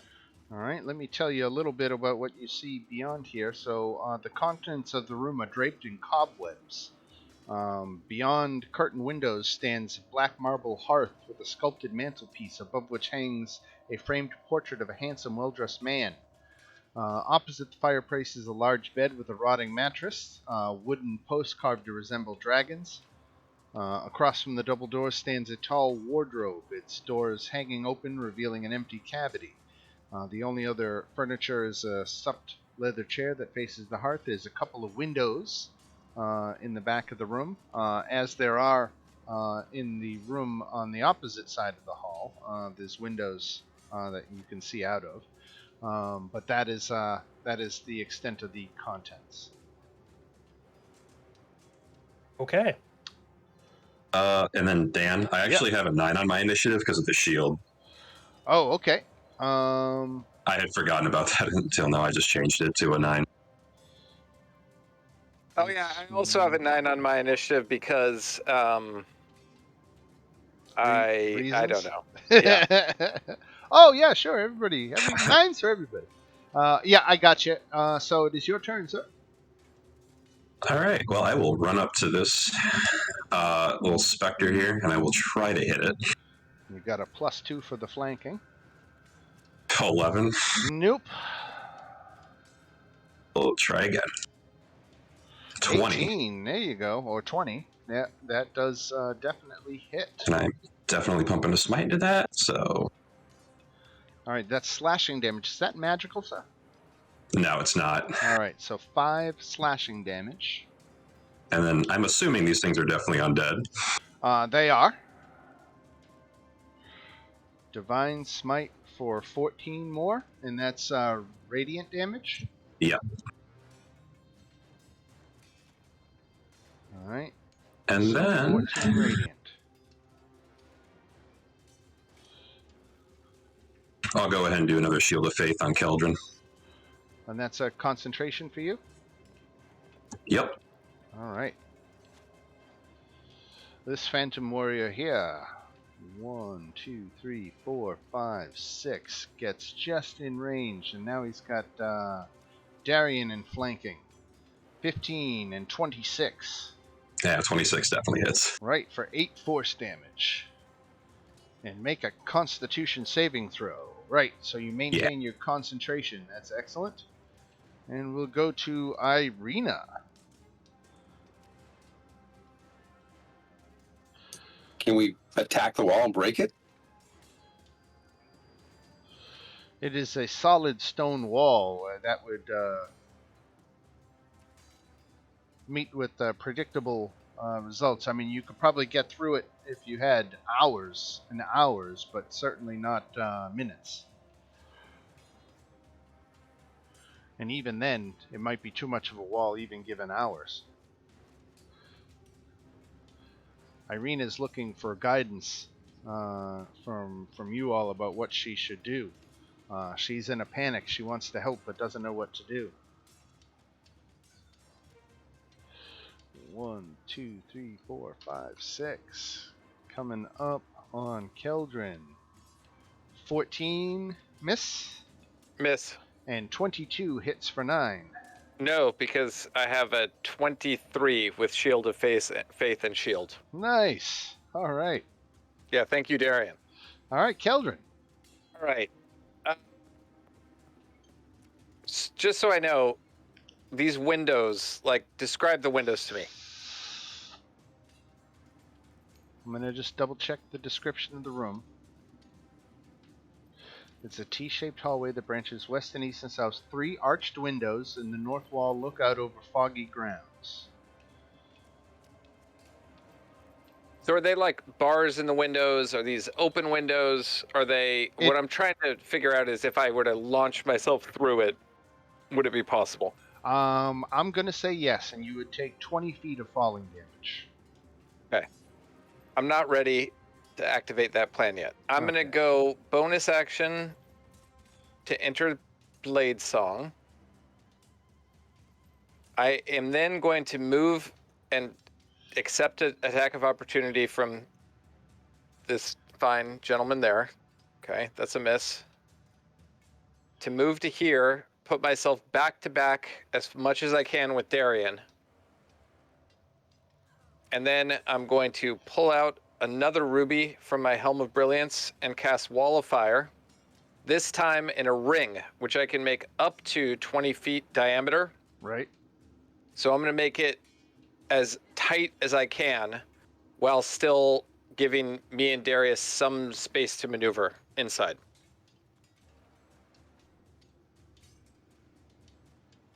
And have the heat obviously radiating outward. Key important detail.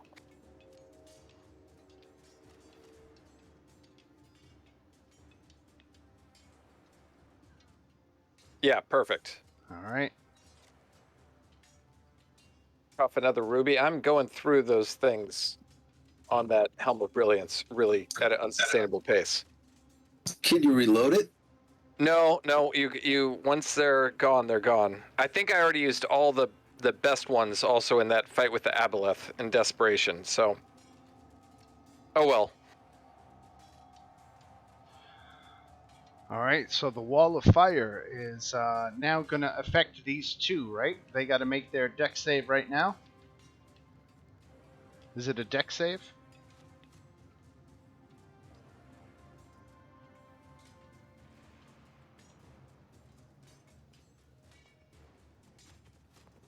Keldrin? Sorry, yeah, That's it's okay. a deck save, and I was looking for. This is what I was looking for. There we There go. we go. Yeah. All right. So left and right. So left failed. He takes 22 fire damage. Doesn't have any kind of resistances that I can see. So, all right. So 22 fire damage to left. Right made his save and takes 11. All right. And if they end their turns here, they are going to continue to take that 22 damage. That is correct.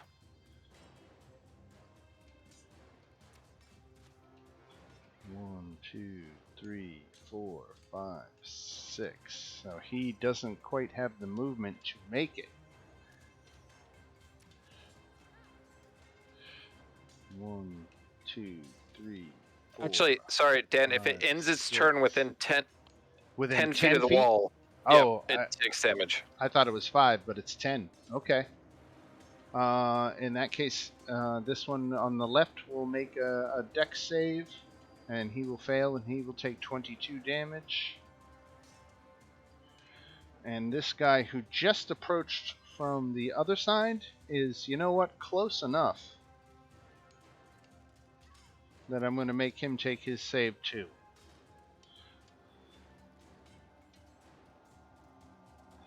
God, I wish I could get in there. I could just turn them. 4, 5, 6. So despite the searing ball of heat, these things are still fearlessly charging in. This guy is still too far away. He doesn't take any fire damage. But then we go to Murmur. Okay. Yeah, this is not good. Okay. So I'm curious. Can I make it to this? Okay, I can just make it to the window. If I look out this window, is there like a ledge? There is. There is. Okay, I just walked my full 30 feet to get there, but I'm gonna use my dash because I don't have any other actions to go out on the ledge and try and get across to this other part of the building. All right. Why don't we do an acrobatics check for crawling along the ledge, just to make sure you don't fall down. Acrobatics, no. Oh no. All right, you know what? You lose your footing a couple times and you're wobbly, but you make it over to this window here, and I think that takes up all your movement by the time you get there. Oh. And these two, like, there's no wall here, correct? Here, let me ping. Like, blocking the door now. No, right. The door Great. is open, so you have a clear line of sight down the hall. You can see Darien and Caldron surrounded by a wall of fire while these spirit warriors are bearing down on them. Yep, I'm just gonna say, I'm coming! I try calling out to them, I'm coming. I don't know if the door's open or if they'll hear me. Smash the glass in the window in, and you can scream. And they can definitely hear you coming. Now this guy here is going to take his attacks at Keldrin. 24. Keldrin? Sorry. Yeah, That's I'll okay. cast shield. And that puts you to armor class what? 26. All right. And then 17 misses. Now, he ends his turn here. So that means a new dex save, Correct. which he made. So he takes 11 points of damage, which dissipates his spirit form from this mortal realm.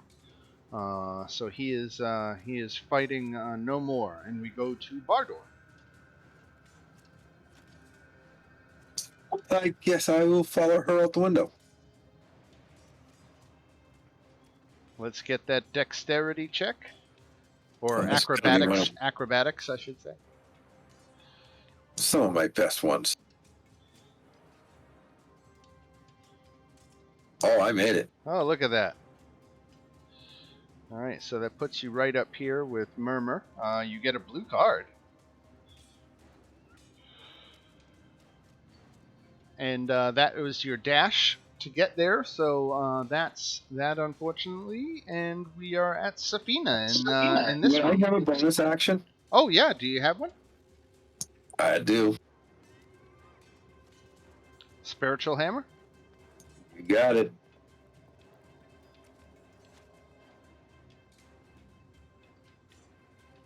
There you go.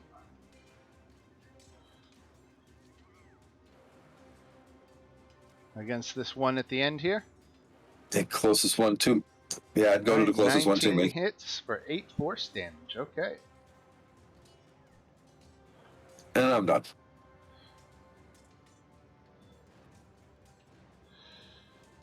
All right, and that's when we go to Safina. Okay. I think I'm going to do pretty much the same thing that Murmur did. Go at least to this window.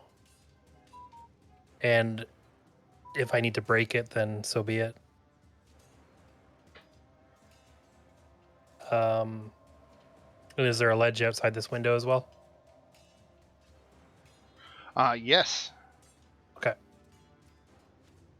So yeah, I'm gonna try to climb out this ledge and get over to this window over here. All right. So that is an acrobatics check. All right, let me check something real quick.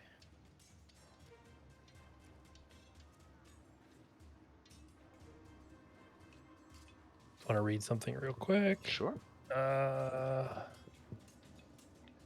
Okay. Acrobatics or athletics, as you said? Acrobatics. Acrobatics. Okay. So. All right. Here we go. So you take 4 points of falling damage. Oh, that could be worse. And let me put you right down here. So you've landed on the ground right here. Yep. Now, was it a double, Lindy, or just a single?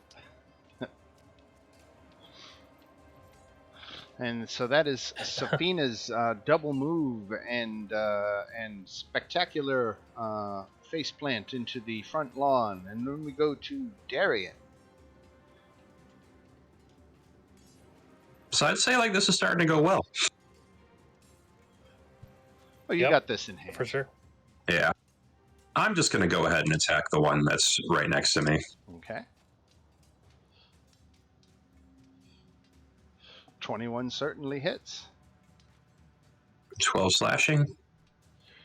I don't know if it does anything to them or if they have non-magical, resistance. so it does 6 points of non-magical damage. That's fine. And that's a nat one again. Right. Yeah. Now you got 2 cards.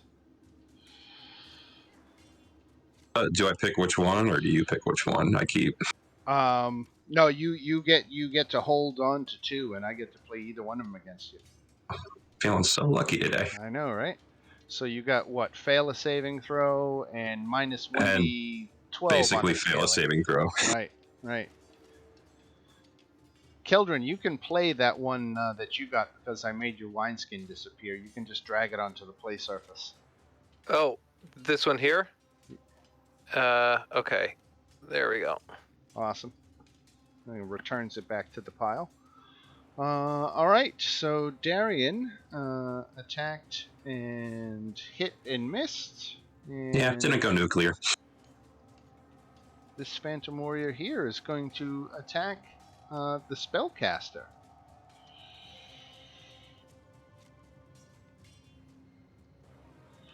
Two misses, ending his turn in the flame. Fails his saving throw, takes 22 damage. 23, I think. Maybe I was wrong. It doesn't matter. 22. It's 22? Okay. All right. And then Irina, seeing what people are doing, she's going to follow suit. One move to get to the window, a second move to go out onto the ledge and over, followed with a dexterity check that she just barely made. She almost slipped and fell, but Bardor reached out and grabbed her hand. And that is where she ends her turn. So this Phantom Warrior moves up now. He enters for the first time, so he has to make his dex save, right? On the wall. Yes, that's right. All right. That's right. So he just failed, so he takes 22. Then he's going to attack with his spectral longsword. So that is a hit for 9 damage. And Who's that on? that's on the spellcaster. Oh, it's on me. Okay. Yep. So I need to make a concentration check, concentration check. You'll have a +3 on it because I'm right next to you. Oh, sweet. So that's a concentration. Is that a Constitution saving throw? It is. All right. Nice. Okay. All right, you made it. You maintain concentration. Here comes attack number 2, which misses. 18 misses, right? Yeah, you're still up in the 20s. Yeah, 26 until my turn, which is All now. right. So now down to 21.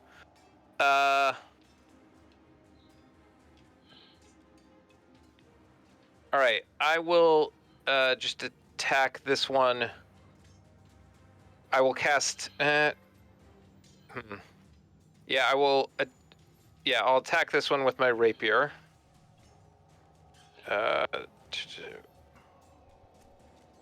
All right, there's a hit for 5 non-magical. Yep. And then I will cast Green Flame Blade with my cantrip. So a Blade Singer gets 2 attacks or an attack and a cantrip. Okay. So I'll cast Green Flame Blade, which I make another attack on that same guy. That's a hit. And he takes this amount of piercing damage. And that's magical. No, that's No. still not magical. Okay. Plus, he takes, let's see, 1d8. This is magical damage. Okay. He goes down. So his spirit form dissipates in front of you after your attacks, and we move on to this fella here, who has already taken his 22 damage, so he's not entering for the first time. And again, they are concentrating their effects on the guy, turning the whole place into a blast furnace. Yeah, that's fair. 22? Yeah, I'll cast Shield. That's my last first level spell slot. All right. Okay. This one here. Oh, wait. And now he's ending his turn. So here comes the save. He made it, so he takes 11, right? Then this fella here moves up to take his 2 attacks.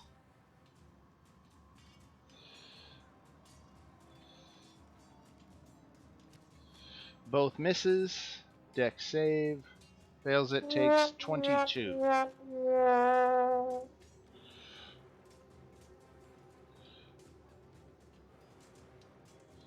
Alright, this Phantom Warrior, he steps up, repeats the same process. 2 misses, dex save, makes it, takes 11 points. This Phantom Warrior here,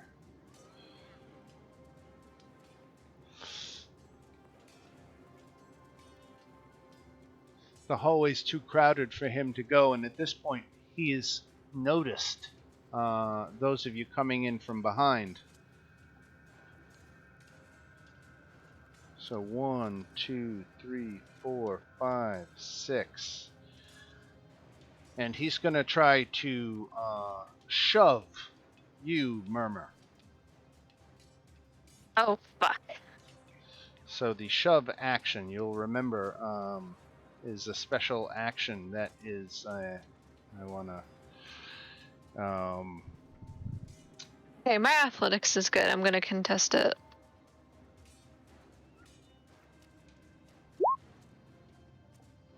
Alright, he only got an 8. There you go. Alright, so his shove was unsuccessful. That was one of his attacks.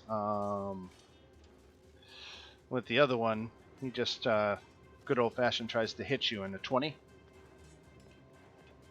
Yep. 4 force damage as he lashes out with his spectral longsword after his shove proved ineffective. And now it is your turn. Oh yeah. That's gonna make me rage. So I'm gonna enter into a rage, and I guess I can't really take out my. I want to take out my glaive, but it's two-handed, so I kind of take out my short sword because I want to pull myself in and try and basically dive on top of this guy and like stab him. Well, you want to do a shove back at him? Well, I'm trying to like get into the room, like get into his space, like not shove him back, but like, you know, be like, oh, okay, like, haha, good try. Now let me Gotcha. dive in All right. and get So you back for that. You do dive in, and cutting with your sword, you hit him. That's magical, right? It's a silvered short Yes. sword. Oh, you no, pulled the that. glaive. The glaive is magical, right? Yep. All right, so this is non-magic, so it gets halved to 3 points of damage. All right, and if that's it for Murmur, we go to Bardor. Looks like we have this under control. So just do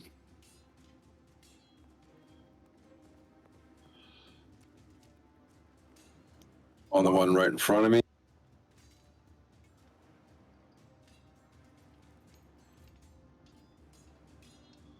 All right, 11 necrotic damage. She takes 0 damage. All right, and I'm sending the hammer down the hall to hit this one right there. All right.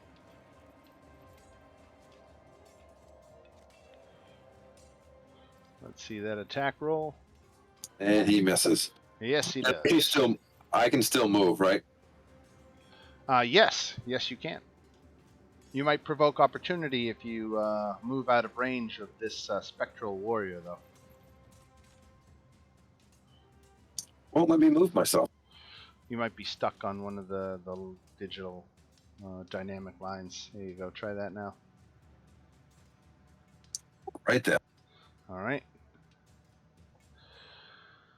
All right. Then we go to Safina on the ground floor, on the front lawn. Yeah, it got quite the hike. Get back up there. So, Right. And I'm gonna dash. And then I'm going to use my cunning action to use dash as a bonus action. Okay, now hold on 1 second. I gotta go all the way back to the ground floor description here. If a creature climbs the steps or sets foot on the landing, the dragon statue opens its mouth and exhales a 60-foot cone Kind of expected that. of harmless cold air. Then closes its mouth and doesn't activate again until the next dawn. Okay, so Safina is going to need new underwear. And we'll open up that door.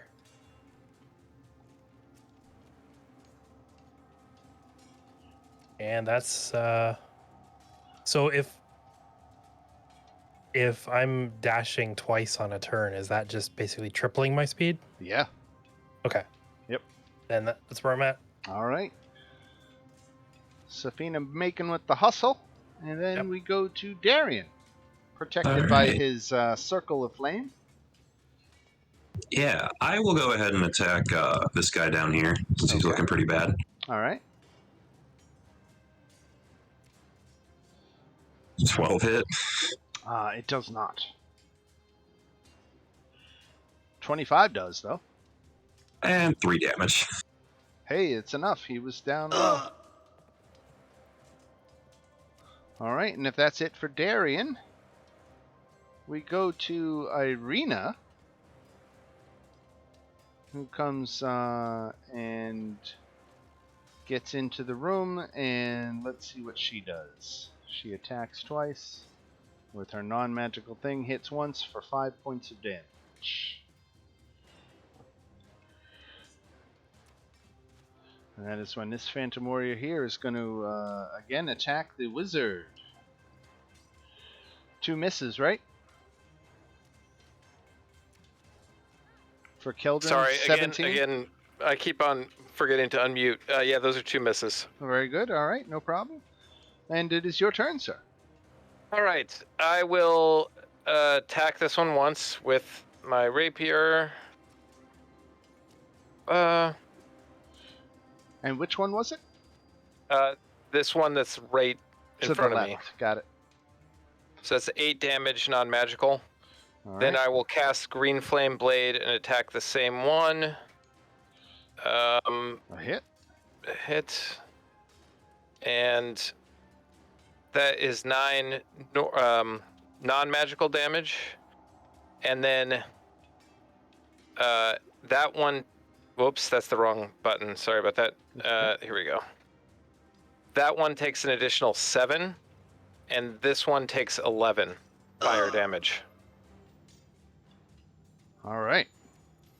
I love that spell. Yeah, There it's a you good go. spell. Very good. And with that, we go to this Phantom Warrior, who's going to try to attack the wizard. 23. I think it's too little, too late That for is a them. hit. That is a hit, though. I can't, and I have no more shields. So. All right, so take the 7 damage and make that Constitution save. Here's the Constitution save. Yeah. All right, made it. 7 damage. Here comes attack number 2. 19.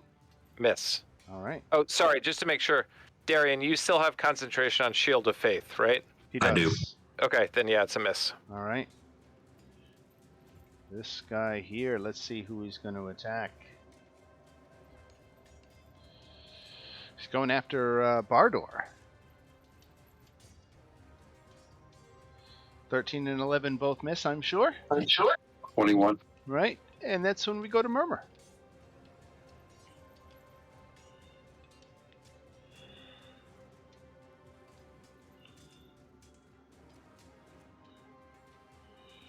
Murmur.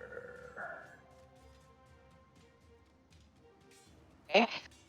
Well, now that I'm actually in the room, now I can start getting to the fight. So, seeing that my short sword didn't do much, switch out the glaive. Ah, come on. 19 hits for 10 damage, and that's magical, so it takes all of it. All right, and any bonus actions or anything like that?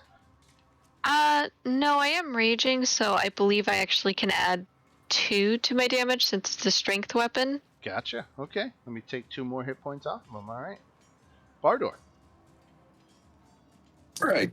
Gonna be cantrip and smack again, but different cantrip.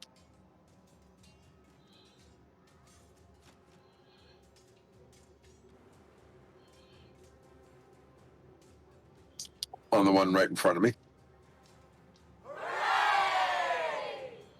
All right, so he And- takes no The damage. cantrip, nothing. Right. Now the hammer. Oh, that was not supposed to be with advantage. That's okay. 17 Okay, hits.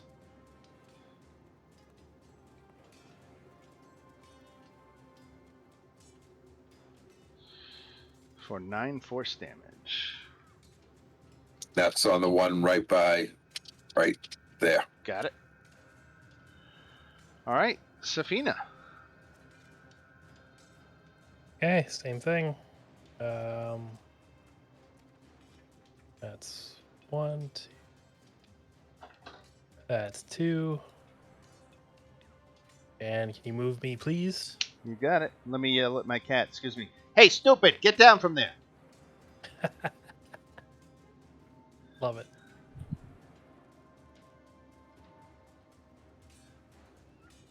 All right, where was I? Yeah.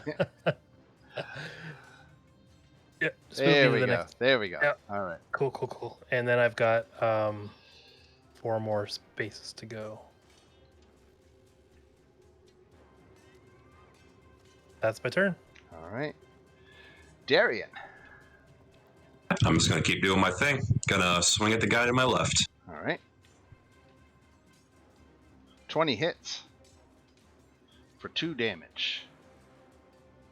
26 hits for 6. That's a little bit better. All right, and Irina is going to take her 2 stabs. And she's going to hit for 2 points of damage.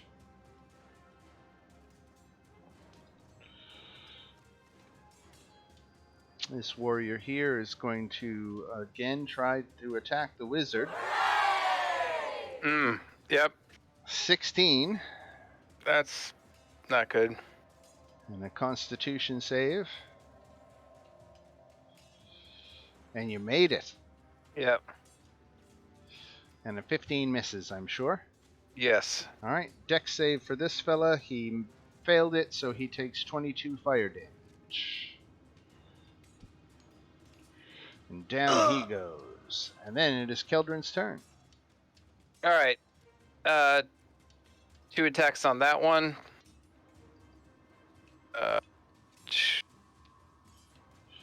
15. just misses. Okay, and then a green flame blade.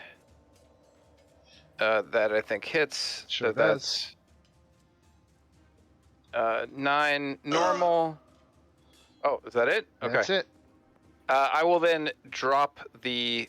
Well, actually, never mind. I won't, because I can't see through the wall of fire. So for all I know, there's continued hordes of Undead. ghosts outside.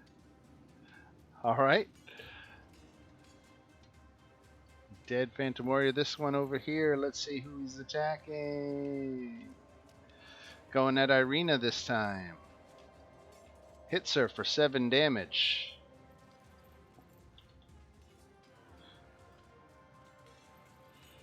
Murmur. Alright, and I'm just gonna continue my attacks against this guy. 12 misses, 22 hits for 13 damage. +2, I did check. It's +2. 2 additional damage for when I'm raging. That made all the difference because he only had 2 hit points left. So congratulations, you have beat the last of the Phantom Warriors that had swarmed out to get you. Now Safina is still trapped on the other side of the wall, but so is Spaz.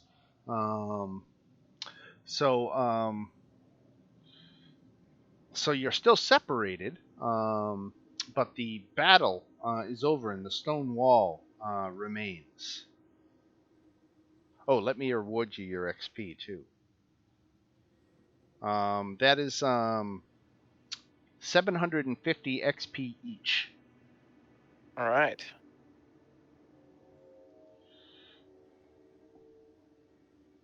So are we at 16,350? Is that what people have?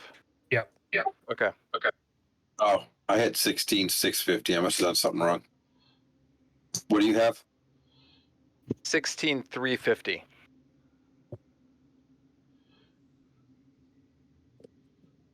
Well, what's everyone else got? I have the same. 16.3.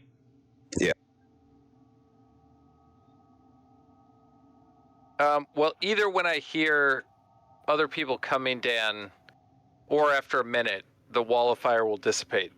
Right. I was about to say, as soon as I see the wall of fire, I was gonna call out and be like, do you still need that backup? Okay, so I'll dismiss the wall of fire and kind of sit back warily on the ground, nursing my wounds. All right. Yeah, you did. They tried to take out the spellcaster. They were smart enough to know some strategy, and they knew that wall of fire was their ruination. That it would be a lot harder for you to kill them with your weapons. But you maintained at least 3 concentration checks, at least 3. I think 4. Right. Yeah. So excellent job.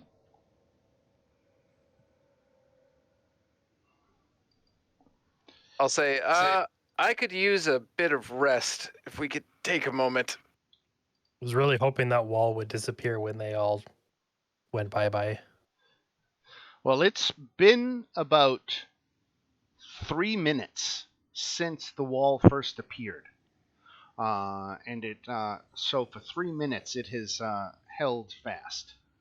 The battle, didn't take all that long. It was over, within 2 minutes. Even less. But that's how much time has elapsed anyway. Well, maybe I'll just give it some time. Are you guys going to take a short rest? Did I see Keldrin wanted to do that? I would love a short rest. So, Safina, if you're willing to risk scaling the side of the building again, you can crawl on the ledge and come in the window. I am after we take a short rest, because I am going to use my Whispers of the Dead ability to remove my skill in Sleight of Hand and add it to Acrobatics. Oh, well, and that's after a short rest? Whenever you finish a short or long rest, you can choose one skill that you lack and gain it. Okay. So you let lose this me proficiency when you use this feature to choose a different proficiency. let me interrupt you before you, because you might change your mind. After 10 minutes, you get 10 minutes into this short rest, and that is when the stone wall disappears. Okay. Well, So now you don't have to climb on the outside of the building. I'm still going to make that change, but yes, Okay. that definitely helps. Okay. Just so I have it for next time. So the trap, the magical trap that's in this hallway, seemingly has reset itself. So, entering into the spaces that occupy the front of the doors will cause the stone wall to rematerialize. Well, let me make that official and mark them as traps. How low are you? How do you guys roll the hit dice for healing on a short rest? On D&D Beyond? Yeah, So if I you guess you just do it one at a time. if Is you that right? click the short rest button, Yeah. the panel that flies in from the right should give you a number of hit dice slots that you can spend. Yeah. You So check. You check off the boxes. You have to check each box and then hit the thing. and then hit take short rest or roll hit die. Roll hit die. Roll hit die. You roll hit die first, and then that's how you roll the dice. And then you want to click on the boxes to mark off, like, okay, you rolled one die, that's one hit die Okay. off I your got list. And then you hit take short rest so it saves. it. Okay. Got it. So that's 10. Okay, I'm gonna figure this out. 15, 20. Is that good enough? Maybe I'll do one more. It's fun when you're in blender mode. You get really hit, don't you? Yeah. Definitely. You know what? I'm just gonna use them all. 4. And one more. 28. Okay.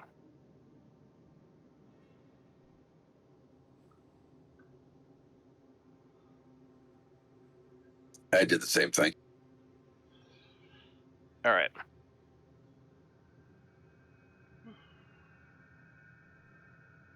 And Dan, I will also use my arcane recovery ability to get back 3 first level spell slots.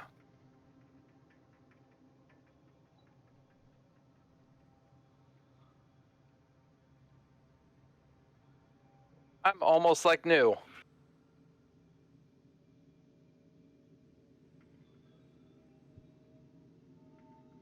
All right, and we are on the second floor of the mansion of Arginvostholt. You've explored these few rooms off to this side of the house. The other side of the house is collapsed, you'll remember. I'm going to search these rooms to see if there was anything in here they were defending. Sure. It's mostly ruined bunks. It looks like these would have been bunks for the knights, and everything is just in a complete state. Okay. I guess upstairs or behind that red curtain are the other 2 places we could check.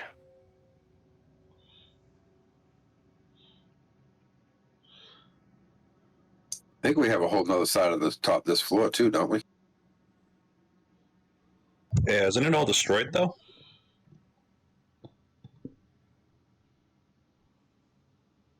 Yeah, A bunch of can't. it. Yeah, the other side of this floor is destroyed. I want to go back in Alright. this room that I was in, Dan, and Right. search through this wardrobe. Okay. Let me see.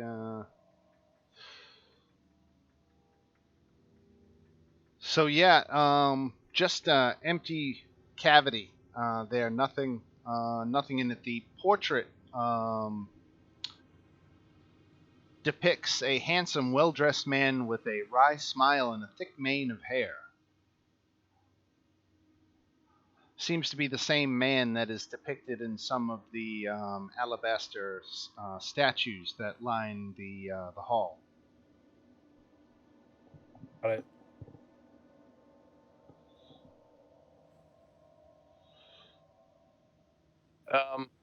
Why don't we go check the red curtain? Okay, where's the red curtain? Right back Yeah. here. I'm gonna get to 30 feet away Okay. and make sure all my peeps are with me. And then I'm gonna cast Mage Hand and slowly peel back that curtain. All right. So, it reveals an empty alcove except for the narrow windows in the back walls.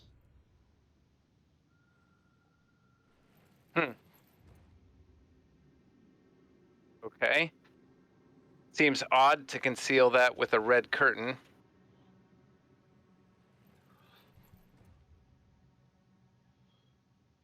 Take a few very cautious steps in that direction, keeping it held open with Mage Hand, Okay. and just without going inside of it, just look inside and see if I notice anything odd or unique. Well, the first thing you can see as you come into the room a little bit further is that there's a door to the south. There's also another door.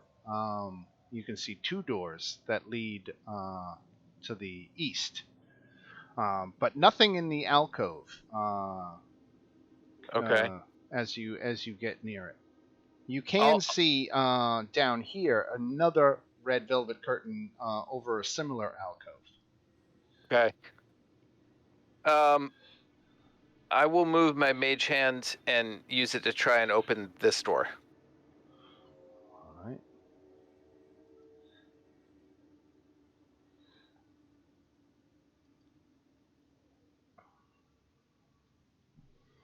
Okay, it opens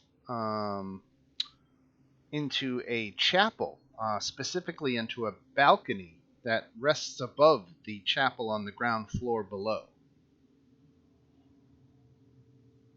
Okay. I'll sort of look back at everyone and gesture towards the chapel and raise an eyebrow, like, should we go? Okay by me? Okay. I don't know why I'm going first. I'll step aside to let Darien go first. Yeah.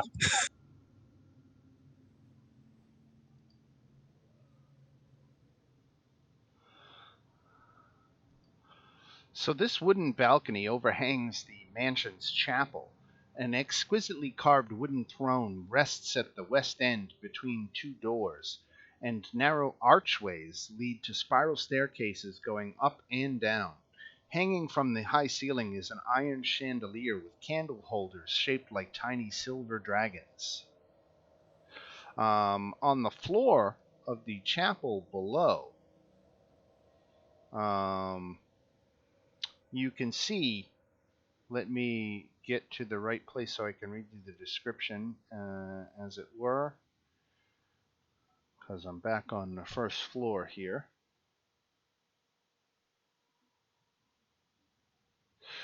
Through the fog that covers the chapel floor, you can see three armored figures kneeling before the altar. So that's the altar you can see is right up here, 20 feet down. And just before it, there are three figures in armor kneeling.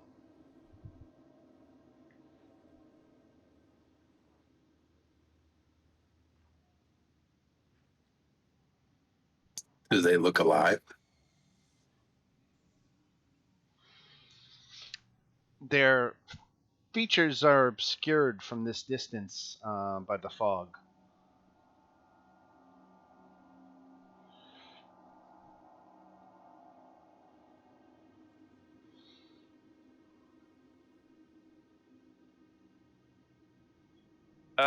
Without talking, so that I don't draw attention to us up on the upper balcony, I'll kind of gesture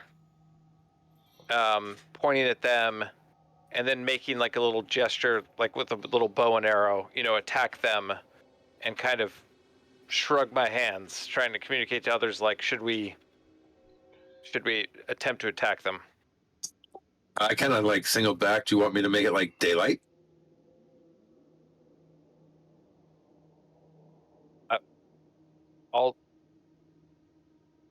Keldrin will sort of like non-committally nod. Oh, do we just want to, basically, do we want to attack or just announce our presence? What do you guys think? Once you discuss it for a minute, I'm going to run and take a quick bio break. BRB. Yeah, maybe the second. Maybe they're reasonable.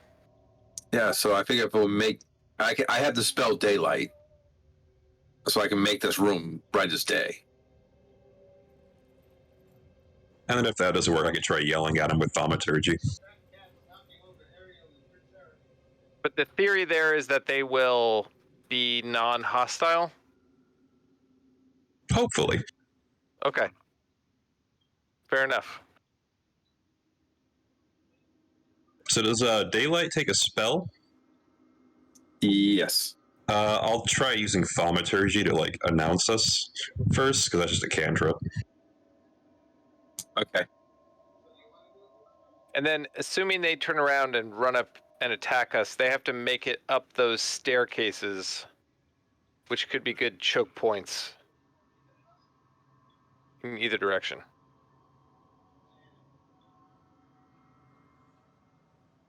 And I'm telling Spaz to go back on the other room.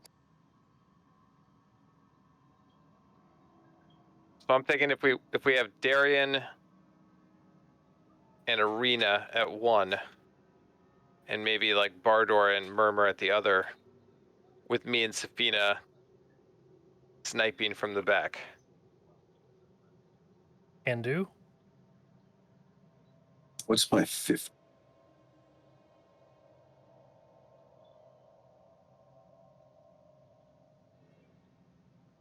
$15 15 feet doesn't reach far in here if I have to go blender mode.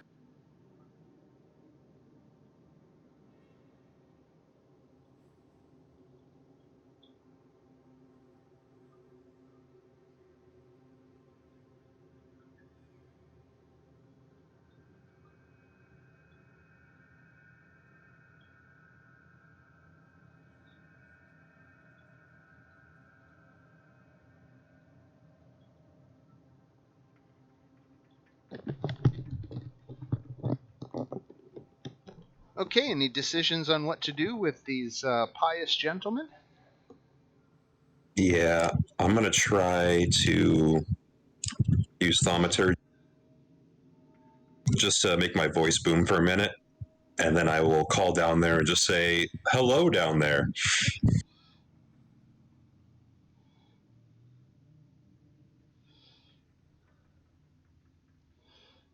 Just wait a couple seconds, see if they react.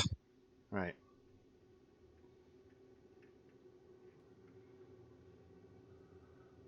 Okay. So let's roll for initiative. All right. Well received. That's a good sign. You always Well, want to start negotiations with initiative. That's what I find. As soon as you make your presence known to them, they turn and snarl, and you can see that they appear to be undead, and they immediately scramble for the side spiral staircases. So they're racing up to meet you. No, I think we had talked about positioning. I think Murmur and Safina were going to be in the room. Yeah, if people want to And we reposition, Yeah. fine tune their positioning, they can certainly do so. Okay. Yeah, I think we talked about having the frontline combat people 2 to each staircase. Do you want to hold back towards the back here and let them come all the way to us? That way, if I have to turn on the spell, I can hit everything. I'm good with that. Be like back at these corners.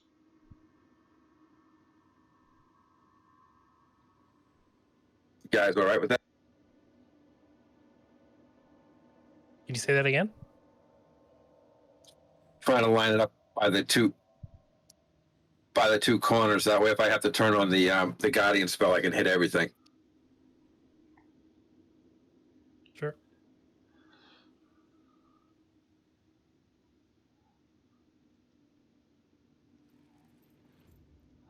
All right, so barring any last-minute placements, my guys will start their climb up the stairs. So they've got a regular old 30 feet of movement speed. So let's go 1, 2, 3, 4, 5, 6.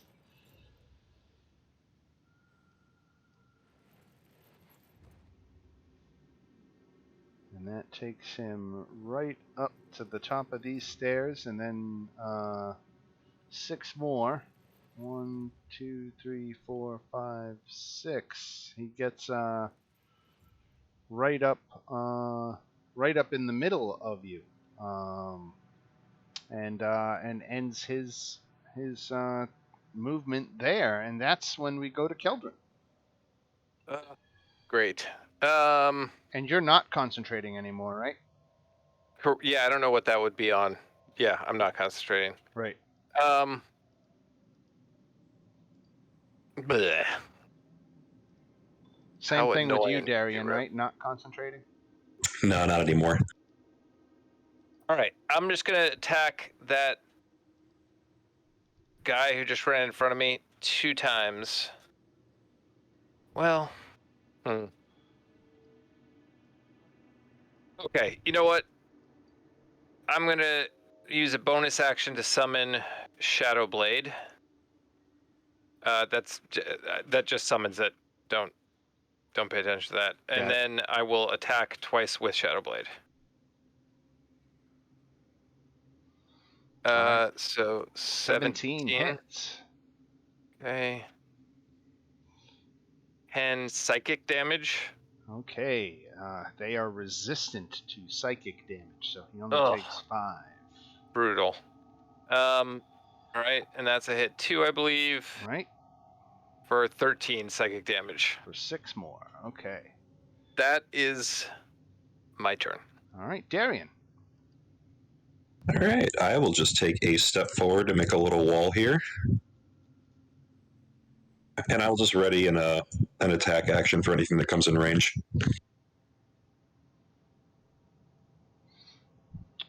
All right, so that's it? Yep, that's it. All right, Murmur. Okay. Yeah, I was about to say I'm just going to ready my glaive for the first person who comes out of these steps. Okay. Let's see who that might be. It might be this guy right here. 1, 2, 3, 4, 5, 6. Gets him. Let me move his token up right there. And then he is dashing, so he comes out. That's when you can attack. 15 hits. 11 misses, but 15 hits for 9 damage. Not an opportunity attack. This was her readied action, so no attack for Darien, right? Or did Darien you ready an action? I readied one. You readied for one when too. They got in range. Okay, Yeah. okay. All right. So a hit for you as well. For 7. All right. So a total of 16 damage to this fella. I got 2 off, so yeah. I see. So 9 and 7 and 6 is 22.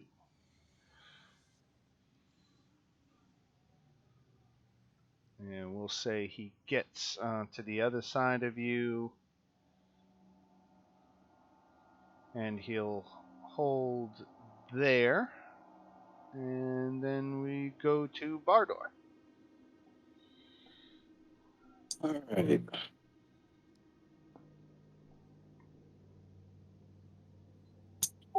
Let's bring him on the board first.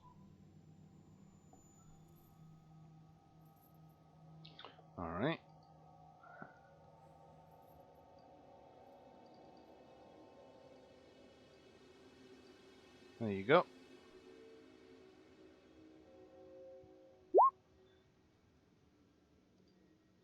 And followed up by that. Spiritual weapon hits for 12 damage. Followed up by a dexterity save. Failed, so 16 radiant damage. Right? Yes. 16, and this is the guy to your left. Got it. All right. And if that's it for Bardo, we go to Safina. Yep. All right. Well, I guess I'm taking a swing at the one right beside me. So we're going to steady aim, and we're going to swing the rapier at him. And if that's good... It is for 6 and another hit. Oh, wow. Oh, that's damage. That's damage. I thought it was another attack roll. All No right. kidding. 20 points of damage on that one. Okay.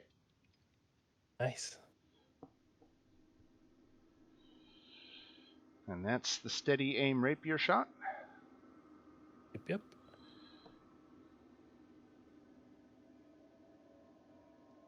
This guy gets up here. Does not have an attack left when he gets there. And then we go to Irina, who's going to do her best to rapier this fella and hits him twice for 14 damage.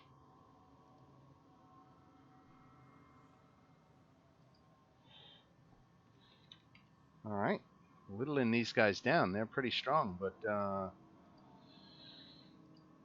you're doing a good job. So let's see here. The Revenant intelligence is he's got human level intelligence, obviously being a former human himself. So who's he going to attack? Am I going to make this random, or is he going to pick his target? His goal... I really think you should attack the spiritual weapon. That's obviously Right. the biggest threat. We'll just go ahead and do it. We'll make it random since we don't have any really good criteria for judging anyway. So we'll see who it goes here. So this is going against Bardor. Probably going to miss with that high armor class, but let's see what we got. 20? 21. All right. Kildren.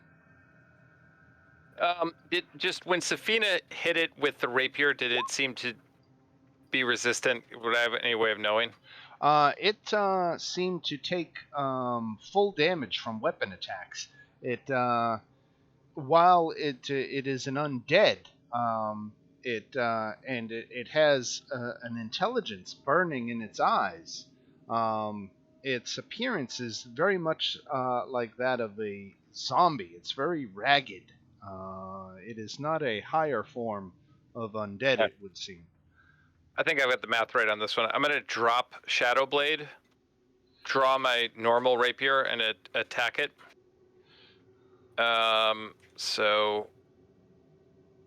Okay. 18 hits. That's 9 piercing, and then again I'll cast Green Flame Blade for the second attack. 22 hits. So that is 8 more piercing damage, and only the left one of these numbers, 7 fire damage. All right, so it is taking all this damage that you are dealing to it. It's got a fortitude to it, certainly. It can take a licking and keep on ticking, but you're definitely damaging it as you go. And that's when we go to Darien, who's surrounded by 2 of these creatures. Yeah, they look lovely. All right, so I will go ahead and attack the one to my left. 15 hits for 12 damage. Okay.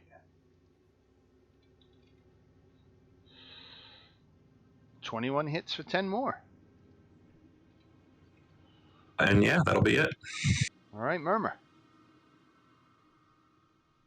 Okay. I mean, I guess I'll stick with the glaive, but yeah, I'm gonna just focus on this guy right here on the left. Okay. Oh shit. 2 hits for 24 damage.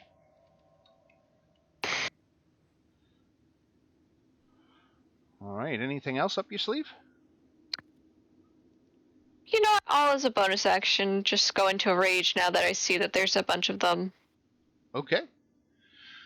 So this Revenant has got flanking on Darien, so he's going to attack at a +2, so 14 and 19? Nope. Nope. Got a 23. All right, Bardor. Right, no sense to change it up yet.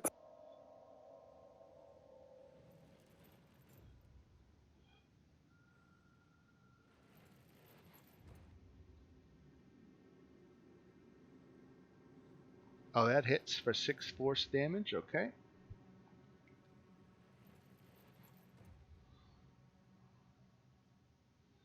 And a dexterity saving throw. Failed for 13 radiant damage. All right. That it? That is it. Safina. All right, going after this guy again. Steady aim, rapier. Ooh, that sucks. Does To the assume that steady aim misses. give you advantage? Oh, yes, it does. 15 hits, all right. All right, so we'll throw that on there as well then. 22. The body collapses into a pile at your feet.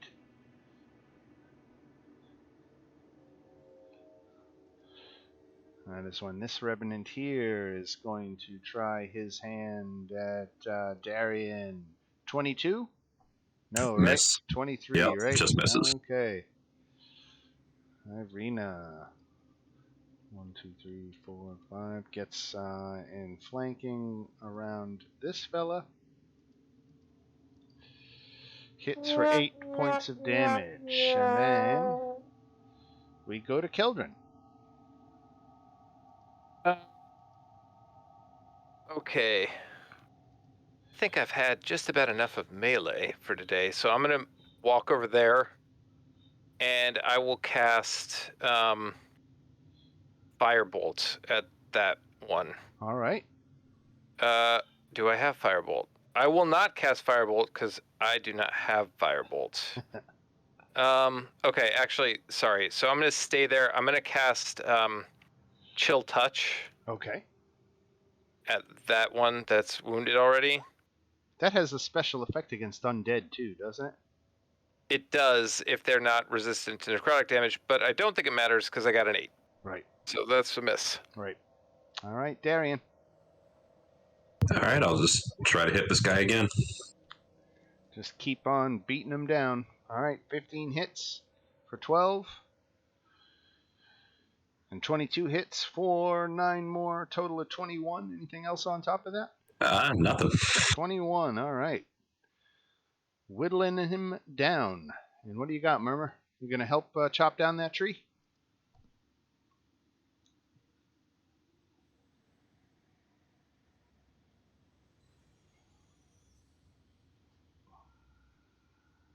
Murmur.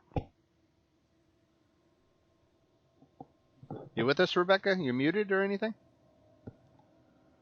I'm so sorry. I had my dog just pop in, so I had my headset muted. Sorry about that. She That's just okay. sometimes likes to bust open my door every now and again and just pop her head in. All right, so the glaive hits for 7 points of damage and a miss. +2, right? Because you're raging? Yes, to the Alright. damage. All right. Right. All right. This guy here is going to try to... you know what? He's going to turn and attack Irina. She's armor class 17. And he hits her for 19 slashing damage. Irina just took a nice hit. She's at half hit points of 52. Bardor. All right, first things first. The hammer moves over and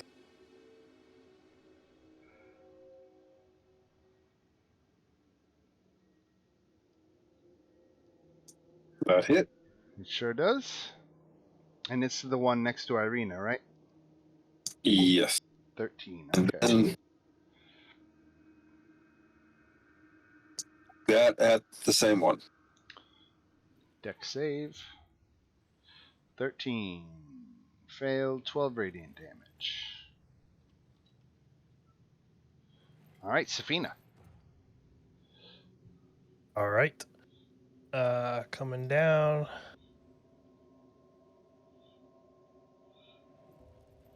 Oops, I moved Irina, not me. Okay. And so since I moved, there's no steady aim, so there's no advantage. But who said you needed advantage? No need. All right. And this guy here, let's see. Going after Darien again because he's a glutton for punishment. Now he doesn't have a +2, so he's even less likely to hit. We go to Irina, who's kind of blocked from going, and so we'll pass off to Keldrin. All right. I'm also blocked, so yeah, I'll just do the same thing. Chill touch on the remaining revenant. Okay. 13 13. hits. Okay. It's 8 necrotic. And he's resistant to necrotic, Okay, well, so it's resistant. That's 4. right? It has disadvantage on attack rolls against me, so that's Okay. not very useful. But Okay. in case I wanted to leap over the banister and attack me, it would get disadvantage. Very good. And then we go to Darien. All right, I think you know what I'm going to do. I think so. 25 hits for 11 damage. 25 hits for 9, so 20. And this tree begins the process of getting chopped down, and we go to Murmur. Okay, let's just keep hitting them with the glaive. Oh, what's your red card? Oh, you got a -1d8 after making an attack roll already. Now what'd you get? You got another one. Yep, I gotta draw it. 1d4 after a skill or attack roll. Okay, I gotta remember. There's like 5 minutes left, so I gotta remember to use them. All right, so your second glaive attack did hit for 14, though. And oh well, let's do that. Let's play that red card, the -1d8. So that turns it into a 15, which is still a hit. Okay, so he'll take 16 because I'm still raging. Right. And you can play that card and get rid of it out of your hand there. Awesome sauceum. All right. So there was Murmur. And then we will go to Bardor. Since we are running out of time, I'll just use the max damage on my next spell, the blue card. Ooh, max damage? Ooh. Yeah, it's not going to be much. I don't have a lot of offensive spells. Just this one.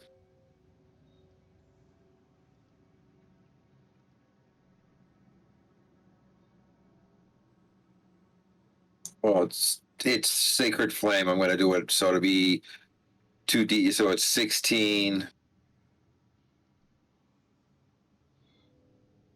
But he made his saving throw, so that's no damage. Son of a gun. Yep. And then I'll just hit him with a hammer.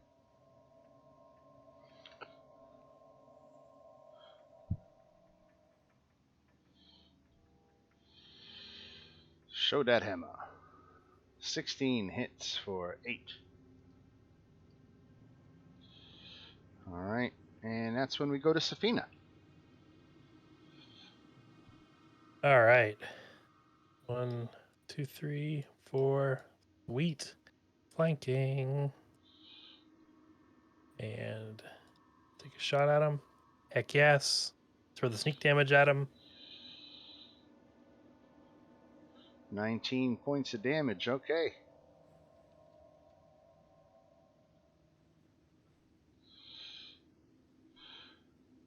That's it. All right, let's see. 1-2 is Darien. 3-4 is Safina.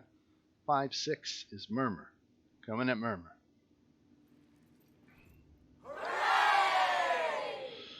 A hit for 19 slashing damage, Murmur. I have resistance because I'm raging. Okay, so only 9 points of damage.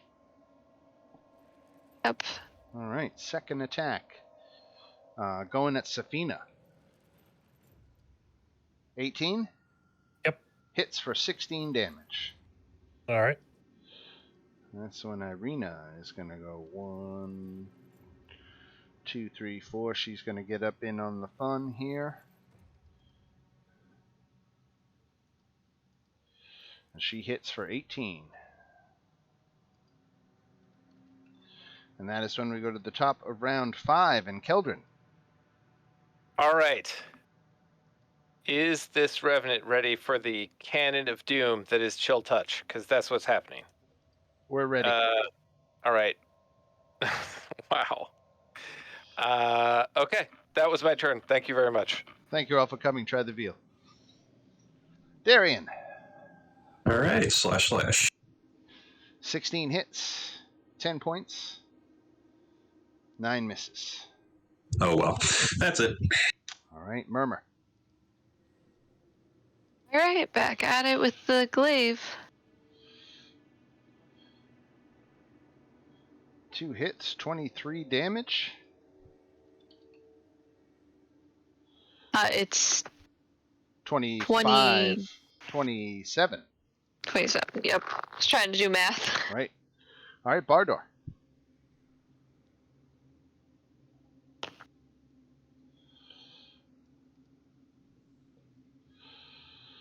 Spiritual weapon crits for 16 points. That is kind of funny. And a dexterity save. Made it. Safina. This guy's looking pretty beat up. Yeah, let's get him. I'm not moving, so I can use my steady aim. And we'll Sneak throw attack the sneak damage. on there. 22. All right. And with your sneak attack, you basically remove this thing's head from its body, and its undead body collapses under itself. And you are just met with these 3 decomposing night bodies. Now, these things were worth a pretty penny in XP, so let me do the quick tally here. Let's go ahead and make it 1100 XP each.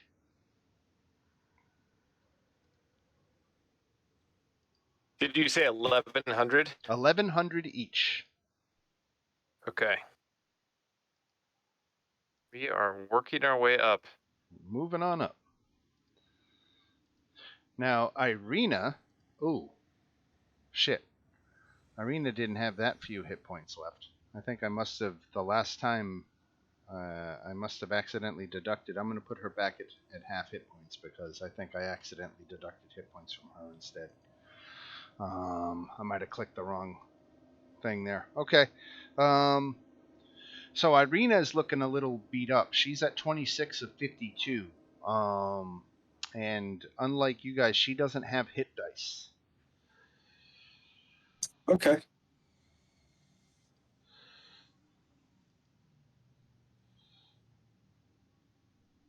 Oh.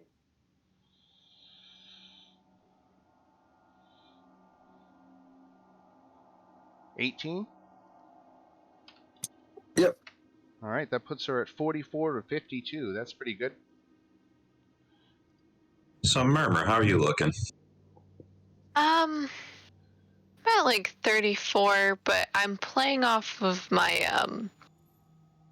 D&D Beyond sheet, and it says I have. This is a weird thing. D&D Beyond says I have only 55 max, but Roll20 says I have 69 hit points. Yeah, 55 seems pretty low. So yeah, I just kind of was like, okay, I'm just gonna play HP wise off of my Roll 20. or roll 20, just because I don't know why it does that, and I'm like, I built the character it's a barbarian. I didn't do anything special when I built it on D&D Beyond.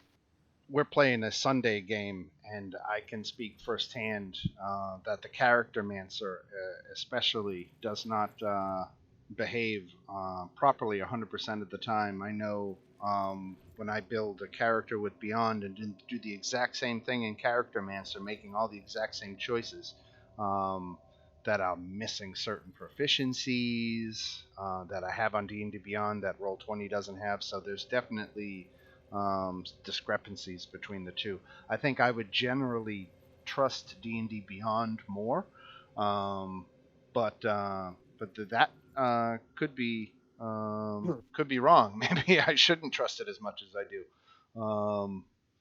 But if you want me to take a look at your D&D Beyond character, I'll see if I can figure out where the problem is. That would be nice, because Yeah. I built the character initially on Roll20, but then after a week or two, I was like, let me try D&D Beyond All right, just to play with it. making And a note for myself here just to look at Murmur's Beyond, specifically her hit points. So I'll try to do that during the week this week. so that's what I've kind of figured, is that it's a barbarian, so I thought I was beefier than 55 hit points, especially at level 6 now, but if that's wrong, then I'm happy to play either or. I've been scratching my head the whole time, like, which one do I refer to? Right. Yeah. Because I don't have that problem in our Thursday game. Well, Yeah, because I'm at 52, so you should be a bit more higher than that. just 55, I think. Right. What's your constitution? Okay. My constitution is like 16 on D&D Beyond. And then let me check my character sheet. I have not opened it in so long on Roll20. Here, you know Yeah, what? it's also 16. I don't see Murmur in the Tuesday game. Let me post the link for joining. You can join Murmur to my campaign. Right, I made it after we started playing, Right. so... If you click the link I just posted Yep. in Discord, it should let you add Murmur. All right. That right there could cause the problem. There she is. All right. Yeah. No, I'll take a look at her. We'll see what we can do with that. But we're probably at a good pausing point here. With 2 minutes before the hour, by my reckoning. So we can end off with this battle and quick healing session before we continue to explore the rest of the mansion here. These knights, these undead knights, didn't seem to have any kind of reason or faculty to them. The second you made your presence known to them, they just blindly attacked you in a rage, trying to drive you from their ancestral home. But maybe there's others who have maintained a stronger piece of their humanity, and so you might be actually able to engage with them. So we will see where that takes us next week. But any other closing thoughts or questions, or anybody expecting to be out next week? Anything like that? Nope. Nope. All right. Nope. All right. Well, thank you, the Tuesday crew. I appreciate it as always. We will see you same time next Tuesday, and I will talk to you, a couple of you, this Thursday. Okay. Awesome. All right. See you Thanks, Thursday. everyone. Have a good one. Yeah, have a good one. Yeah.